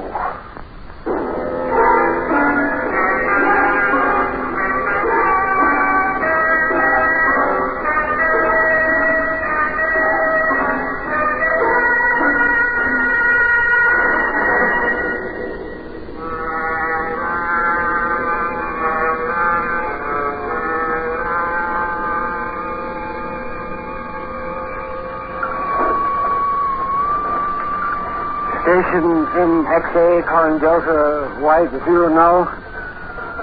Station MXA calling Delta White 0 no. This is Delta White 0 no to Station MXA. Can you read us? You're coming in loud and clear. Council authorizes to continue contact. What is your name and function? My name's Tanner.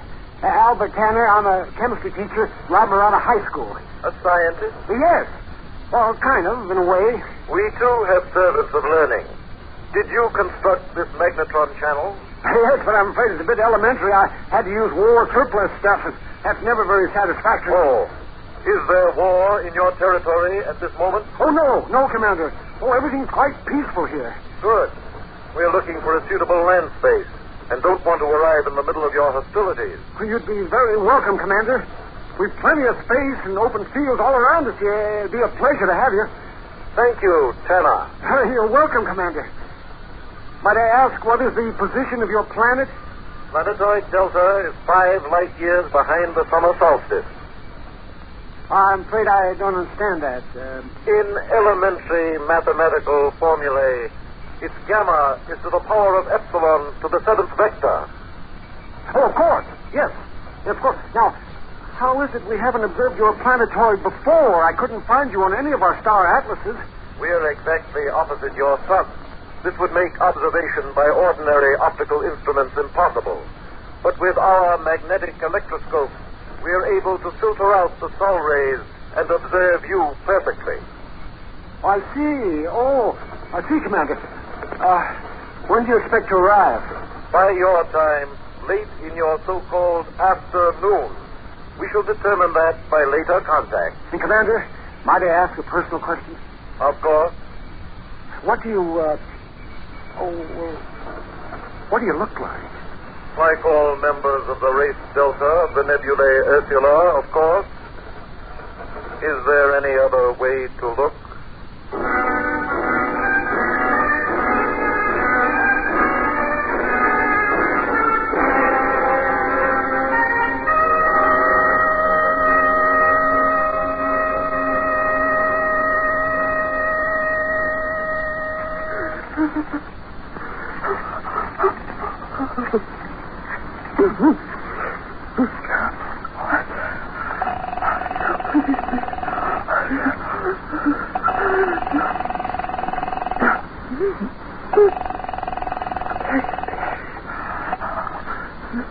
Mirada Police Department, Sergeant Williams. This is Tanner, 35 Crescent Heights. My husband just made contact with a Delta Zero something in space. They're going to land this afternoon. Oh, will you say that a little slower, please? I said that the men from space are going to land this afternoon. I heard my husband talking to them. They've got to send the policeman out here because of the Oh, yes, ma'am. Now, take it easy. How did you say your husband got this information? Through the radio. He doesn't use radio. Sure, I understand. These spacemen radioed your husband. But I keep telling you, I heard them. The door was open. I could hear them very distinctly. Oh, please, you've got to sit down. Yeah, this sounds like a matter for the Army, Mrs. Tanner. Why don't you call them? Oh, but I don't see why I can't go. All right, I'll go and I'll go. Oh, what's their number? Oh, please, hurry. Oh, one moment. Please, hurry. Are you still there? Please. It's Mirada 4637. Yes, thank you. I'll call them right away. Yeah, you do that, Mrs. Tanner. Yes. They'll take care of it.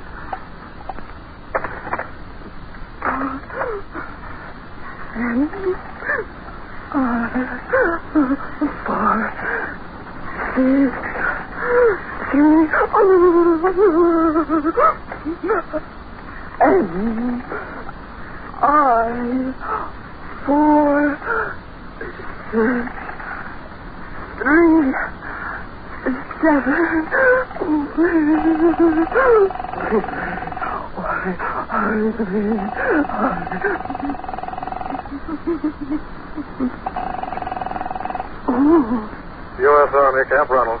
Can I speak to something in charge, please? It's emergency. What's it about, please? We're being invaded by Delta White. I mean, it's spaceships that are coming. Hold the line, please. I'll give you the duty officer. Are you still... Officer of the day, Lieutenant Jacobs. My name is Mr. Tanner, Mrs. Albert Tanner, 35 Crescent Heights. Now, please, you've got to just hold it out here right away. My husband is going to... Oh, that's interesting, Commander. How long have you been in space? By your time, 5 months. But remember, our speed is twice the speed of light. Uh-huh. Do you use atomic energy? Discarded in our bleak age. We use the natural magnetic forces that surround the universe. Well, what about friction heat caused by your velocity through the atmosphere? Our speed is adjustable by control of the magnetic fields we ride in. In any case, the disc hull is of traxendium. It's pressured to withstand anything. Anything, that is, but water. But water? But everything in nature has water. Even the human body is 80% water. What? You have water in your body? Yes. It's in different forms. Things such as blood or sweat, but it's still water. So thank you for warning us. What's wrong with water? To humans, apparently nothing. But to our life form, water is a deadly corrosive. But our atmosphere contains water. We know, and have sufficient exterior protection for the moisture of your atmosphere. Did you say your habitation was inland? Yes, you're perfectly safe, sir. We're over 100 miles from the nearest ocean or river. Now, if you will follow my carrier signal down to the landing, you'll be all right. Thank you, Tanner. I'll report your assistance to the council. Do you think your authorities will object to our visit? I'm sure they won't, sir. They'll be honored. We'll all be honored.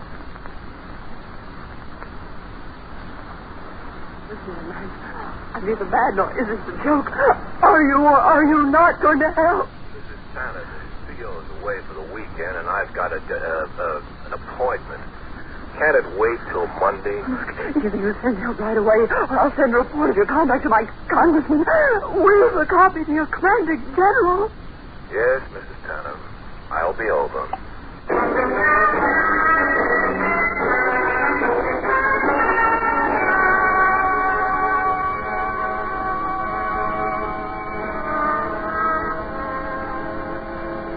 Do you really trust that human, Commander? Well, there isn't much option. We've orders to carry out. It's an incredible race, but Tanner seems harmless enough. We're meeting pressure risks, probably entering the outer atmosphere. Better start degaussing and settle on his carrier.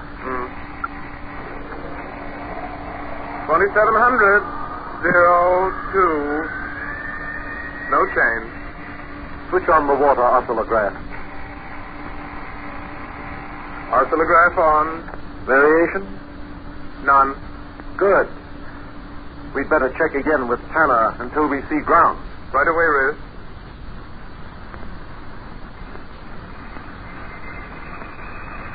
Delta to MXA. Delta to MXA. Over. MXA, 2 Delta. You're in, loud and strong.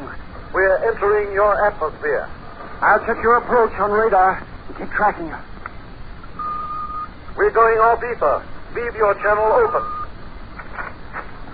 Yellow Martha, I thought I told you This this. is Lieutenant Spencer from Cadet Hotel.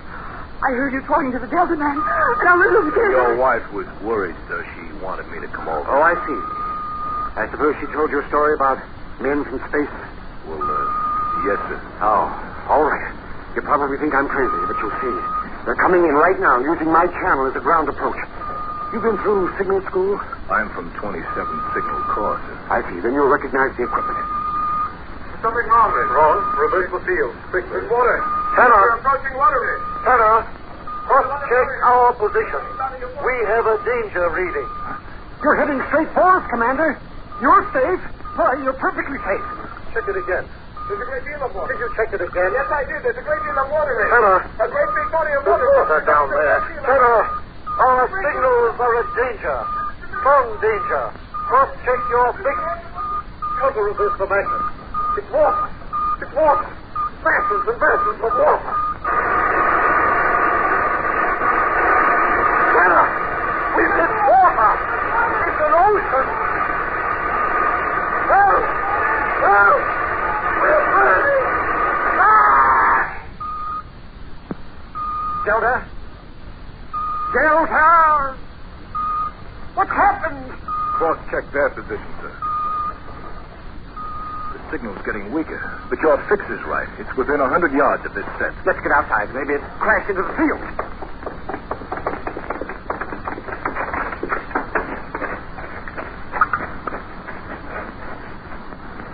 Where is it? There's nothing out there. But there must be. Maybe it's crashed into the trees or... Come on, come on. Albert! Albert! Look! Look!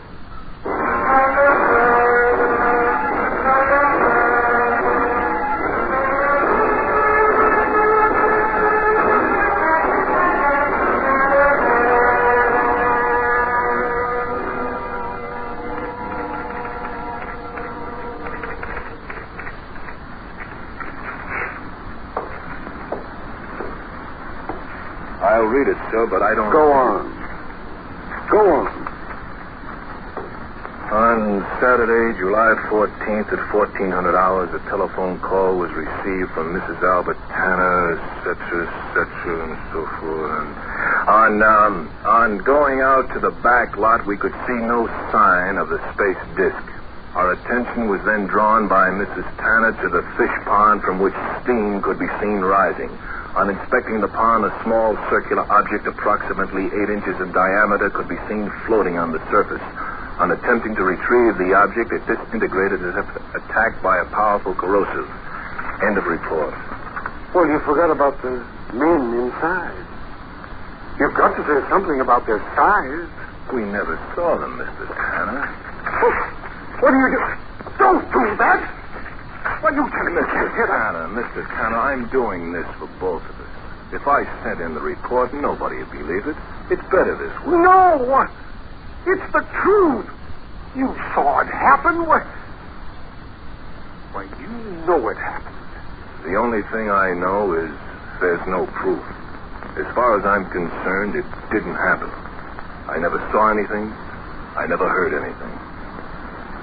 That's going to be my report, Mr. Tanner. No occurrence. Incident closed. Good afternoon, Mr. Tanner.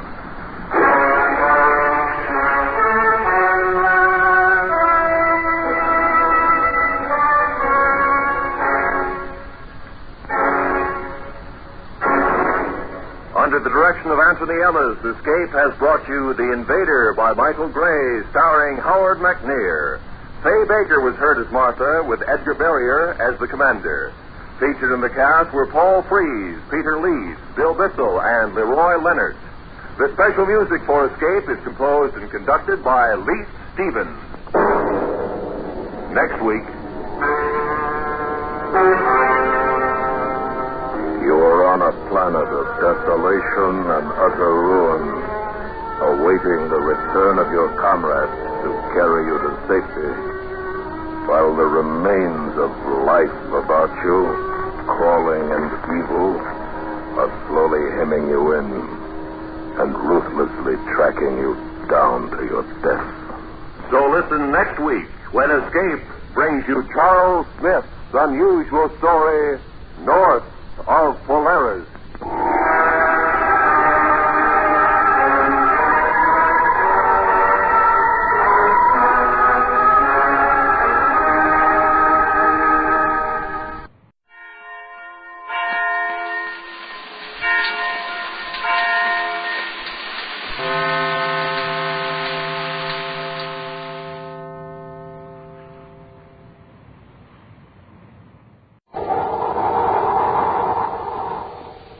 Rice Chex and Wheat Chex, the bite-sized cereals in the red and white checkerboard packages, present Space Patrol! High adventure in the wild, vast reaches of space. Missions of daring in the name of interplanetary justice. Travel into the future with Buzz Corey, Commander-in-Chief of the Space Patrol! In today's transcribed Space Patrol adventure, Buzz and Happy, exploring a wooded section of Mars, have just seen two men in strange, primitive masks holding a girl as captive. As the two Space Patrollers move to rescue her, Happy falls into a pit covered with branches and leaves. You give me a hand, I'll pull you out. Yes. I can't quite reach it. I'll lie down on the edge of the pit. There. Yeah, that's fine, sir. Now I... Commander, look out. What's the matter? Look behind you. There's a man in a mask, and he's got a spear at your back. We'll return in just a moment with today's exciting Space Patrol adventure, The Mystery of the Masked Martian.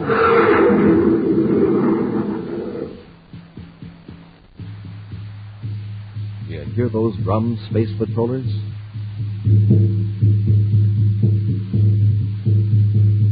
They're coming from an ancient city on Mars, and they're sending you a special message from Commander Corey about the brand new, super scary, super spooky-looking surprise Commander Corey has for you. The Man from Mars Totem Head with Magic Forehead Vision. Now, in just a few moments, you'll find out how you can get one. And wait till you see it, gang. Wow! This weird totem head is more than 12 inches high, fits over your head, rests on your shoulders, makes a complete disguise because that Magic Forehead Vision plate lets you see out, but nobody else can see in. It's got a sinister-looking face in the front, a spooky-looking face in the back, ears that flop, a swell beak-like nose, and fang-like teeth. Put on your totem head, and your pals won't know whether you're coming or going. They won't know who you are either, because with the Magic Forehead Vision, you can see them, but they cannot see you. It's like having an extra pair of X-ray eyes. Now, gang, here's all you do to get your very own Man from Mars totem head. Just send a Rice Chex or Wheat Chex box top, together with your name and address, and 25 cents in coin to Space Patrol, Box 686, St. Louis, Missouri. Don't forget your 25 cents. That's Space Patrol, Box 686, St. Louis, Missouri. And now, today's Space Patrol adventure, The Mystery of the Masked Martians. At regular intervals, giant towers rise up from the Martian desert, ready to relay power along the equator to a city far beyond the horizon. Around an uncompleted tower is a cluster of temporary buildings and stacks of supplies. In the office of Ed Hicks, superintendent of construction, Buzz and Happy look on as Hicks points to a map in this section of Mars. We got all these towers up without a bit of trouble, Buzz. But from the minute we set up camp at this site, things have happened. What kind of things? Well, I suppose you could sum it up as sabotage. Supplies disappeared, food mostly. Mess hall burned down 3 nights ago. We've had accidents. Accidents? Anyone hurt? No, not seriously, but it slowed down our work considerably. Men have reached a point where they don't trust each other. Uh-oh. On a job like this, that's bad. You're right, Cadet. Still, there's nothing tangible to go on outside of these accidents. And they might be due to the men's nervousness. Nothing tangible. except that one of my men is missing. Oh? One of the foremen, Turk Fowler, new man who wasn't well liked. Could your men have ganged up on him? In the present state of mind, possibly. One of our scout tanks is missing, too. Then this man Fowler may have run off. Yeah. But anyone with any sense would have headed west toward the nearest settlement. Tracks leading from the camp indicate the scout tank headed east. East? There's nothing in that direction for hundreds of miles, except for a wooded section about 30 miles away. As far as you know, then, there have been no strangers lurking around the camp. No strangers at all, except for the girl. What girl? I don't know her name. She drove into camp yesterday in a surface car. Wanted to buy some food. Seems we were on short of supply. What is the girl doing out here? I don't know. I didn't see her myself. From what my assistant said, she was doing some exploring over to the east. Could there be any connection between this girl and the mysterious events in the camp, or the disappearance of Fowler? I don't see how. Frankly, I can't see a sensible explanation for anything. Fowler may have left because he was afraid of the men or afraid of what's going on here. Still, he seems to have headed in the direction the girl did, toward the east. Well, if the men won't talk to you, I doubt that I could get anything out of them. Right now, at least. I'm worried about Fowler. If there's been an atmosphere ship at the camp, I would send somebody to look for him. Fowler doesn't want to be found. A search by air would give him a chance to hide. But another scout tank could follow his tracks across the wasteland.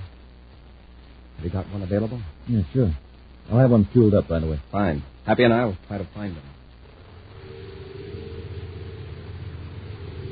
Mile after mile, Buzz and Happy follow the tracks of the stolen scout tank across the Martian desert. Then, across the almost level wasteland, they see a range of low hills covered with what on Mars is thick vegetation. As the spinning treads of their scout tank bring them closer to the hills, Happy turns to Buzz. Commander, this is all beginning to look familiar. Sure, Happy. We were here a few weeks ago to rescue that girl scientist. Oh, yeah. And that knoll up there, that's where the spaceship crashed 900 years ago. The wreck that was supposed to have a treasure aboard. Uh-huh. Hey, Commander, look up ahead. There's a vehicle of some kind. That's not a scout tank. It's an ordinary surface car. It looks like it's stalled in the sand. Must be equipped with special treads or couldn't maneuver on this terrain. Well, didn't Ed Hicks say the girl who came into camp was driving a surface car? Yes. We'll stop and have a look. There's no one in the car, sir.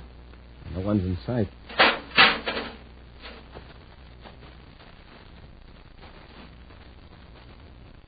The tracks of that scout tank continue right past the car. On toward those wooded hills. Look at these footprints. They lead from the surface car to the tank. Oh, then the girl got out of this car and into the tank. And she must have gone willingly. There's no sign of a struggle. Let's take a look in the car.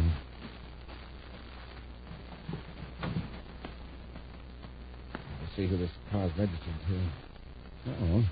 What is it, sir? Look what's lying in the back seat. A mask. Why, it's the same kind of mask we found weeks ago near the wrecked ship and gave to... what was that girl scientist's name? Lauren. It's the same mask. Well, now we know who the girl was that visited the conscription camp. This car's registered to a vehicle renting company in Lowell City. And Miss Loring must have driven all the way from Lowell City, hundreds of miles across the desert all by herself. Apparently she's not alone now. Do you think she's in any danger from Fowler? Perhaps not. I'd like to know why he stole a scout tank and headed in this direction. Come on, Hank. Let's get back in the tank and follow these tracks.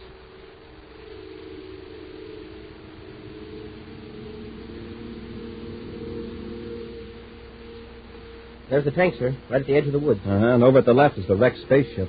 There's a black star. I don't see anybody up on the knoll. Maybe they're poking around inside the wreck. If that's where they were going, they wouldn't have parked the tank clear over here.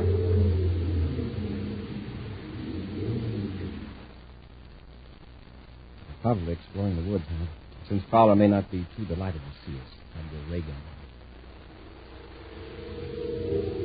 Cautiously, Buzz and Happy work their way deep into the woods, following a trail marked by broken twigs and an occasional footprint. They seem to have a definite idea of where they're going. Yes, sir. But who's doing the leading? Miss Loring or Fowler? The girl, probably. Fowler may be holding a gun on her. Well, when we last saw her a few weeks ago, she was convinced that the people who crashed from that ship were space pirates and had hidden stolen jewels somewhere in this area. Oh, the jewels, but everything else. The wreck was completely stripped. Well, the last survivor of that wreck must have passed away 8 centuries ago. Hey, maybe he left a map, and Miss Loring found it. Mm-hmm. There was one mystery about that wreck that Miss Loring couldn't explain. When the pilots crashed, the spacer phoned for help. According to the ancient records, there were 20 men and women aboard the Black Star. 18 survived the crash. Yes, sir. And help never arrived. Those graves up on the hill near the wreck, who's that? That's the mystery. Remember, there are 20 graves. Who buried the last survivor? Hey, that is a mystery. Of course, the simplest explanation is the records are wrong, but there were 21 people aboard. Well, Miss Loring may have all the facts now, Commander. It'll make quite a story. Those pirates landing with a ship full of stolen museum relics from Earth. Yes, and the choice they had to make between living out their lives here on Mars or calling for rescue and going back to Earth as criminals. And there could have been a battle between those who wanted to stay and those who wanted to go...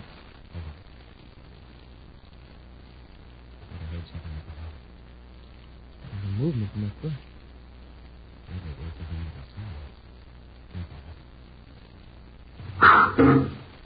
Smoke and rockets, what was that? Inspector, two right behind us.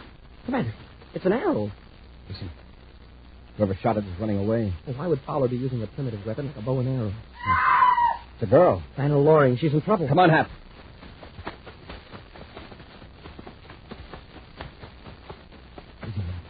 Coming to a clearing.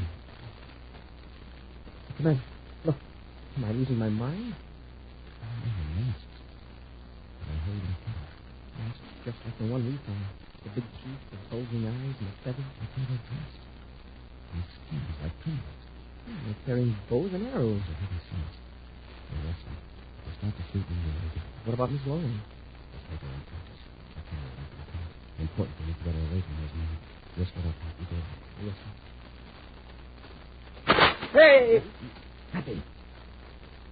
Happy, you hurt? No, sir. I didn't see this hole. It was covered up with branches and leaves. Well, give me a hand. I'll pull you out. Yes, sir. I can't quite reach it. I'll lie down on the edge of the pit. There. That's fine, sir. Now I can...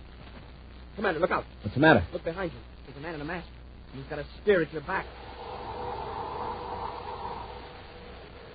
We'll return to Space Patrol in just a moment. Weird. Fantastic. A man from Mars, totem head. Magic forehead vision. And you can have one, Space Patrollers. In a second, you'll find out how. And when you put on your own totem head, you'll look just like a real space spook. Even your best pal won't know you. It's more than 12 inches high, and from head to shoulders, your identity is a complete secret.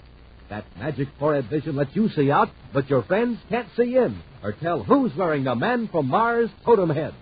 Think of the fun you can have fooling them. They won't know which direction you're headed either, because the totem head has a face in the front and one in the back, too. It comes in real Martian colors, red and yellow, green and black, with floppy ears, a beak-like nose, and fang-like teeth. Now remember, from magic forehead vision, that's X-ray vision. You can see out, but nobody can see in. Gang, to get your Man from Mars totem head, do this. Just send a Rice Chex or Wheat Chex box top, together with your name and address and 25 cents in coin, to Space Patrol, Box 686, St. Louis, Missouri. Don't forget your 25 cents. That's Space Patrol, Box 686, St. Louis, Missouri. This offer good only in the USA and may be withdrawn at any time. And now back to our Space Patrol adventure, The Mystery of the Masked Martian. Buzz and Happy have trailed the stolen scout tank across the Martian desert to a wooded area. In a clearing deep in the woods, they saw Diana Loring, a girl scientist, struggling in the grasp of two strange figures wearing weird primitive masks. As the Space Patrollers rushed to her rescue, Happy toppled into a pit covered with branches. As Buzz stretched himself prone on the ground at the edge of the pit to assist Happy, another masked figure appeared.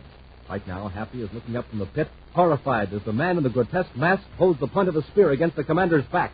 Don't move, sir. It looks like he's ready to jab you. You've got your ray gun. Give him a blast. It flew out of my hand when I fell. I can get mine out of my holster without making it suspicious. Oh! Commander, did he hurt you? That's just a warning. He evidently knew I was reaching for a weapon. He's taking your gun. For a savage, this one's smart. He doesn't know how to use my ray gun. He's making sure I don't use it. He wouldn't know how to reach for this pit. Help him. Get that man out of pit. Commander, he talks English. You must know everything we've said. Hurry! All right. Take it easy. Give me a hand. Yes, sir. Up you go.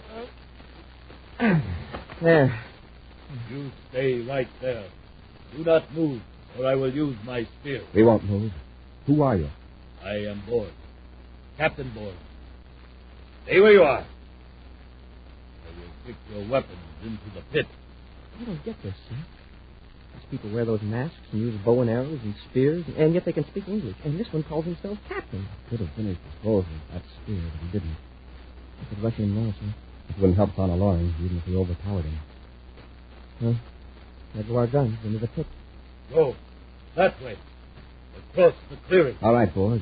Captain Borg, but where are you taking us? To the village of my people. You shot an arrow at us a while ago. Your men are holding a girl. She's a friend of ours. Now you're threatening us with your spear. Why? We haven't harmed you. That is a lie. The other man drew his weapon. It made big sound, and 2 of my men fell to the ground. The other man? That must be Fowler. Borg, listen. Those men that fell, there were no wounds on them, were there?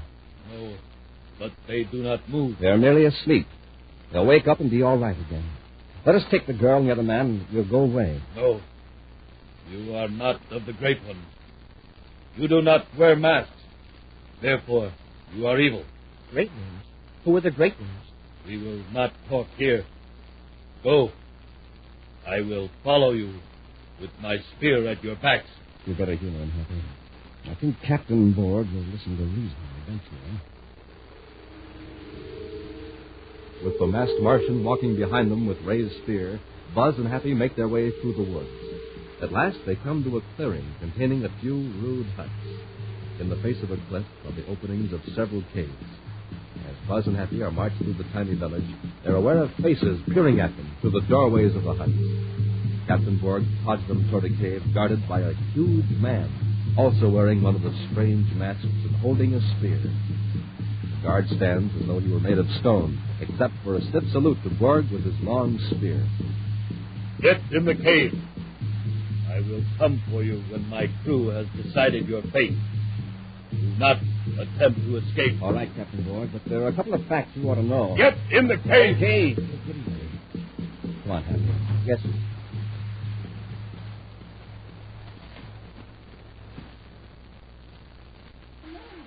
Hey, the girl in the cave. Commander. You all right, Miss Loring? As well as can be expected. What about Fowler? Is he here, too? He's asleep in the back of the cave. He was hit by an arrow after he used his ray gun and Borg's knee. Is he hurt bad? It's just a fresh wound in the shoulder, but we should get him to a doctor before it becomes infected. From Borg's attitude, that isn't going to be easy. Well, Miss Loring, who are these people? Do you know? Yes, but the truth is so fantastic you won't believe it. They're descendants of the people who cracked open the Black Star. Isn't that right? Yes, Commander. It's the most amazing example of survival I've ever heard of. The ship crashed here 870 years ago. That means this is about the 25th generation. Yeah, but those graves on the hill, they're exactly 20. Why aren't there more? That hill's regarded as sacred ground. It's reserved for the great ones. The Great Ones? Oh, that's the phrase Borg used. Yes, these people believe that their remote ancestors were superior beings who came out of the sky. They came out of the sky, all right, but they sure weren't superior. They were pirates. Remember, Happy, in 800 years, facts can become distorted into legends. Yes, but didn't they have any books on the ship? In the struggle for survival, reading probably became a lost art in 2 or 3 generations. That's what's taken over their efforts to obtain food. Reading wasn't a practical skill. But those crazy masks, they weren't practical either. No, but they symbolized the great ones. Those masks are copies of those that were aboard the spaceship. Relics of primitive tribes that lived on Earth thousands of years ago. But they're not quite like the Earth masks, Miss Mary. I know. After all, these people are intelligent and creative. Each generation probably added its own ideas and designs. Yeah, but you'd think they'd know that people who fly in spaceships don't wear primitive masks. The first 3 generations probably did, I think. For hundreds of years, everything these people know has been passed on by word of mouth for 30 generations. Yeah, I noticed that Borg calls himself captain and refers to his people as his crew. Yes, those terms are carryovers from the original survivors of the spaceship crash. Each new leader of this colony becomes a captain of the crew.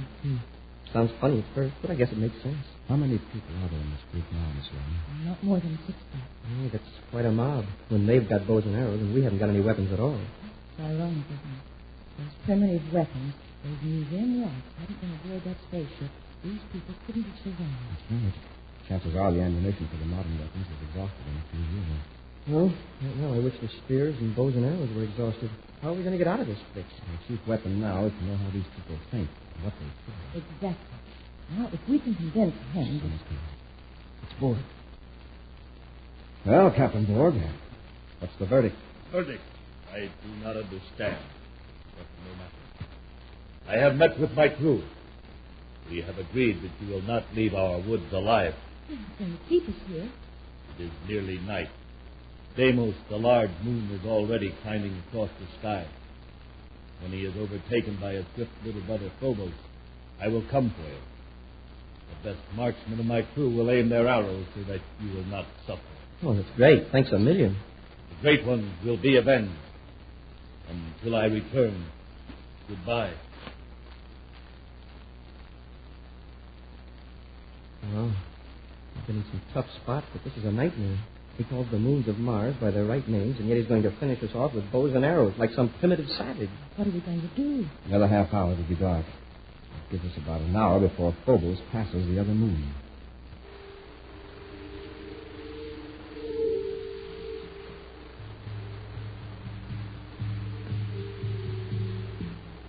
How's that shoulder, Father? It's pretty sore. Otherwise, I feel okay. All right, now listen. The worst I know about you right now is that you stole a scout tank from the construction camp. I can explain that. I had to get away. The men were blaming me for that sabotage. But I didn't have a Never mind that. You're going to get out of here. We've got to act now. For that bad shoulder, you aren't going to be much help in a fight, so Happy and I'll jump the guard outside the cave. You two be ready to run when Happy and I take it. Don't worry. He's standing out there, holding his spear. Let's go. Never knew what hit him. Come on. Follow. Let's get out of here.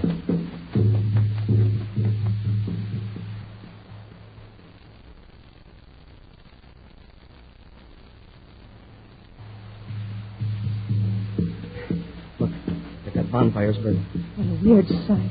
The whole village is out, and all in those masks. Pack of bloodthirsty savages. Wait. Stand still a minute. The bonfires and the light from those two moons, we're going to have a tough time getting away from here without being seen. Commander, look. A couple of them are coming this way. Things. I don't think so, not yet. Let's run for it. No, Fowler, we wouldn't stand a chance. Up ahead of the yard, there's another cave. We'll duck in there until it's clear. Come on.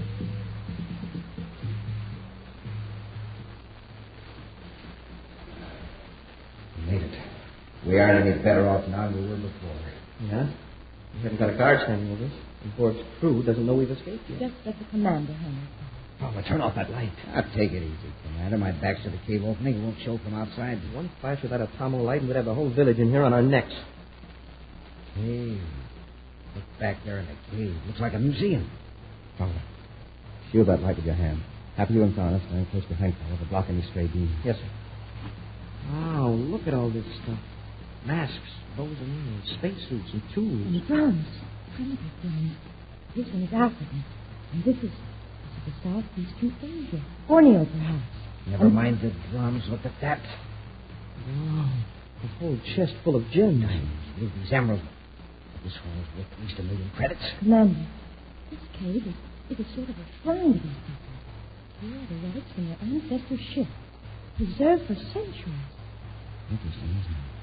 Spacesuits of the 22nd century next to prehistoric weapons. It's all the same to these people. Fowler, leave those jewels alone. Now, let's take what we can. What good are they to these savages? Put them back. You aren't going to steal their treasures. Commander, are you nuts? This was pirate loot to begin with. Did their ancestors steal it? We haven't got time to argue about ethics and honesty. Do you want to walk out of this cave, or do I carry you? Well, okay. We could all be rich. I'm more interested in getting away from here alive. Commander, can I see if it's all clear outside the cave? Now, wait, Happy. These masks. If we each put on a mask, we might be able to work our way around the edge of the village without being challenged. You are nuts. What about our clothes? It's a chance we'll have to take.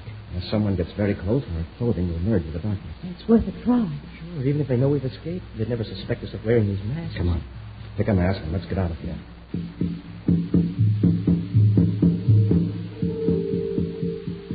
A moment later, 4 masked figures emerged from the dark cave and strolled casually along the perimeter of the village. At times, they passed within a few yards of the villagers, and the weird masks seemed to change expression in the flickering glare of the bonfire. Buzz, Happy, and their 2 companions at last reached the darkness of the woods. Only then does Buzz permit them to remove their strange disguises. All right, we're safe now. Yeah, we can find the scout tanks. We can use Phobos up there as a guide. Tanks are almost due west of here. I don't hear any excitement back at the village. Guess they don't know we've escaped yet. Maybe a few minutes. Let's get as deep into the woods as we can before that mob comes after us. Commander, what's going to happen to those people back there? If I were you, I'd order a Space Patrol squadron to wipe them out with blast guns. Howell, what a dreadful thought. Somehow, we've got to convince these people that we aren't enemies. It'll take time and patience and understanding, but eventually they can learn to live in our modern society. With the two moons of Mars racing across the sky over them, Buzz and his party at last reach the edge of the woods and stand beside one of the scout tanks. Now let's get into the tank. It's a long trip back to the construction Just camp. a minute. You three are staying here. Hey, Commander, he's got a gun. Yeah, and it's a blaster. I'm going to put your tank out of commission, Commander, and then I'm heading for Lowell City. Where did you get that weapon, Tyler? Back in the cave while you were picking out your masks. And I've also got a handful of those jewels. Don't be a fool. You can't get away with this. I was going to stop him. Better think it over. This is a very stupid move. Oh, it is, huh? I've known for weeks that Miss Loring was planning this little one-girl expedition, and I knew if there was a treasure here, I'd make her lead me to it. Commander, I never saw this man until he came out here next scout camp. Well, that's right. But I knew your plans, Miss Loring. I got a job with the tower construction outfit to put me near the treasure. And to sabotage. You engineered that to delay the construction on that particular tower until Miss Loring showed up. Exactly. And her visit to the camp saved me a couple of scouting trips. Now just stand back. All of you. I'll make sure you can't use this tank to follow. Give me that gun, Fowler. Corey, I warned you. Well, I'd have to get him to his feet. Commander, he had that gun pointed right at you. Why he pulled that trigger? He did pull the trigger. Oh, and you took that chance? It wasn't much of a chance. Fowler found that gun in the cave, right? Oh, then you figured it wouldn't fire because it was so old. No, Hap. Old weapons are often as deadly as new ones. I couldn't know about the gun, but I do know of human nature. But, sir, what's human nature got to do with the gun not firing? Human beings don't use spears and bows and arrows if there's a more powerful weapon available. I can be almost certain that gun had fired its last shot centuries ago. Okay, Hap, let's get Fowler into the tank. We've got a long trip ahead of us. In just a moment, a preview of next week's exciting Space Patrol adventure brought to you by Nestle's Quick for the greatest tasting chocolate milk and those famous Nestle's chocolate bars. How do you do, Captain Two-Fells? Hey, who's that? It's me, Happy. I fooled you with this man from Mars Totem Head, didn't I? Well, you sure did, Hat. Why, you can't tell who's inside those spooky totem heads. That's magic forehead vision, Space Patrollers. It lets you see out, but nobody can see in. You're completely disguised when you wear your totem heads. Smoking rockets, the totem head is fantastic. More than 12 inches high, all brightly colored with a scary totem face in front and another face in back, so your friends can't tell whether you're coming or going. And remember, the magic vision forehead works only for you, so you can see out, but nobody can see in. Now, here's how to get your very own totem head. Send the lid or a tracing of the front of the label of Nestle's Quick, together with your name and address and 25 cents, to Space Patrol, Box 686, St. Louis, Missouri. That's Space Patrol, Box 686, St. Louis, Missouri. And now, a preview of next week's exciting Space Patrol adventure. Buzz and Happy have entered a manufacturing plant on Jupiter to capture a fugitive. Now, in a large, empty storeroom, they find their search blocked by a locked door. He must be in the next room, sir. I heard a noise. Let's get away from this door. It looks pretty rugged. What happened to the lights? Darkness will help off as much as Saturday.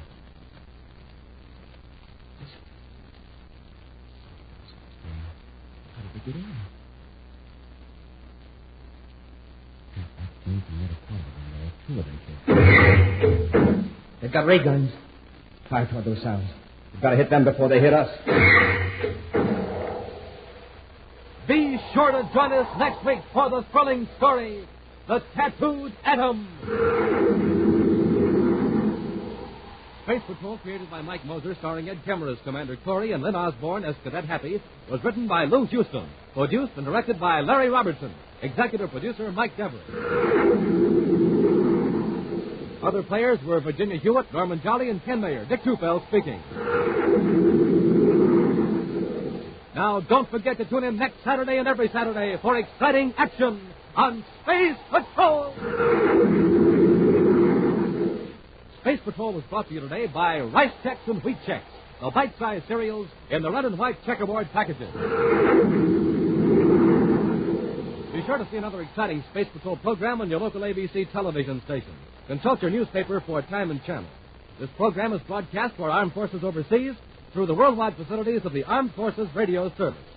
Space Patrol came to you transcribed from Hollywood. This is ABC Radio Network.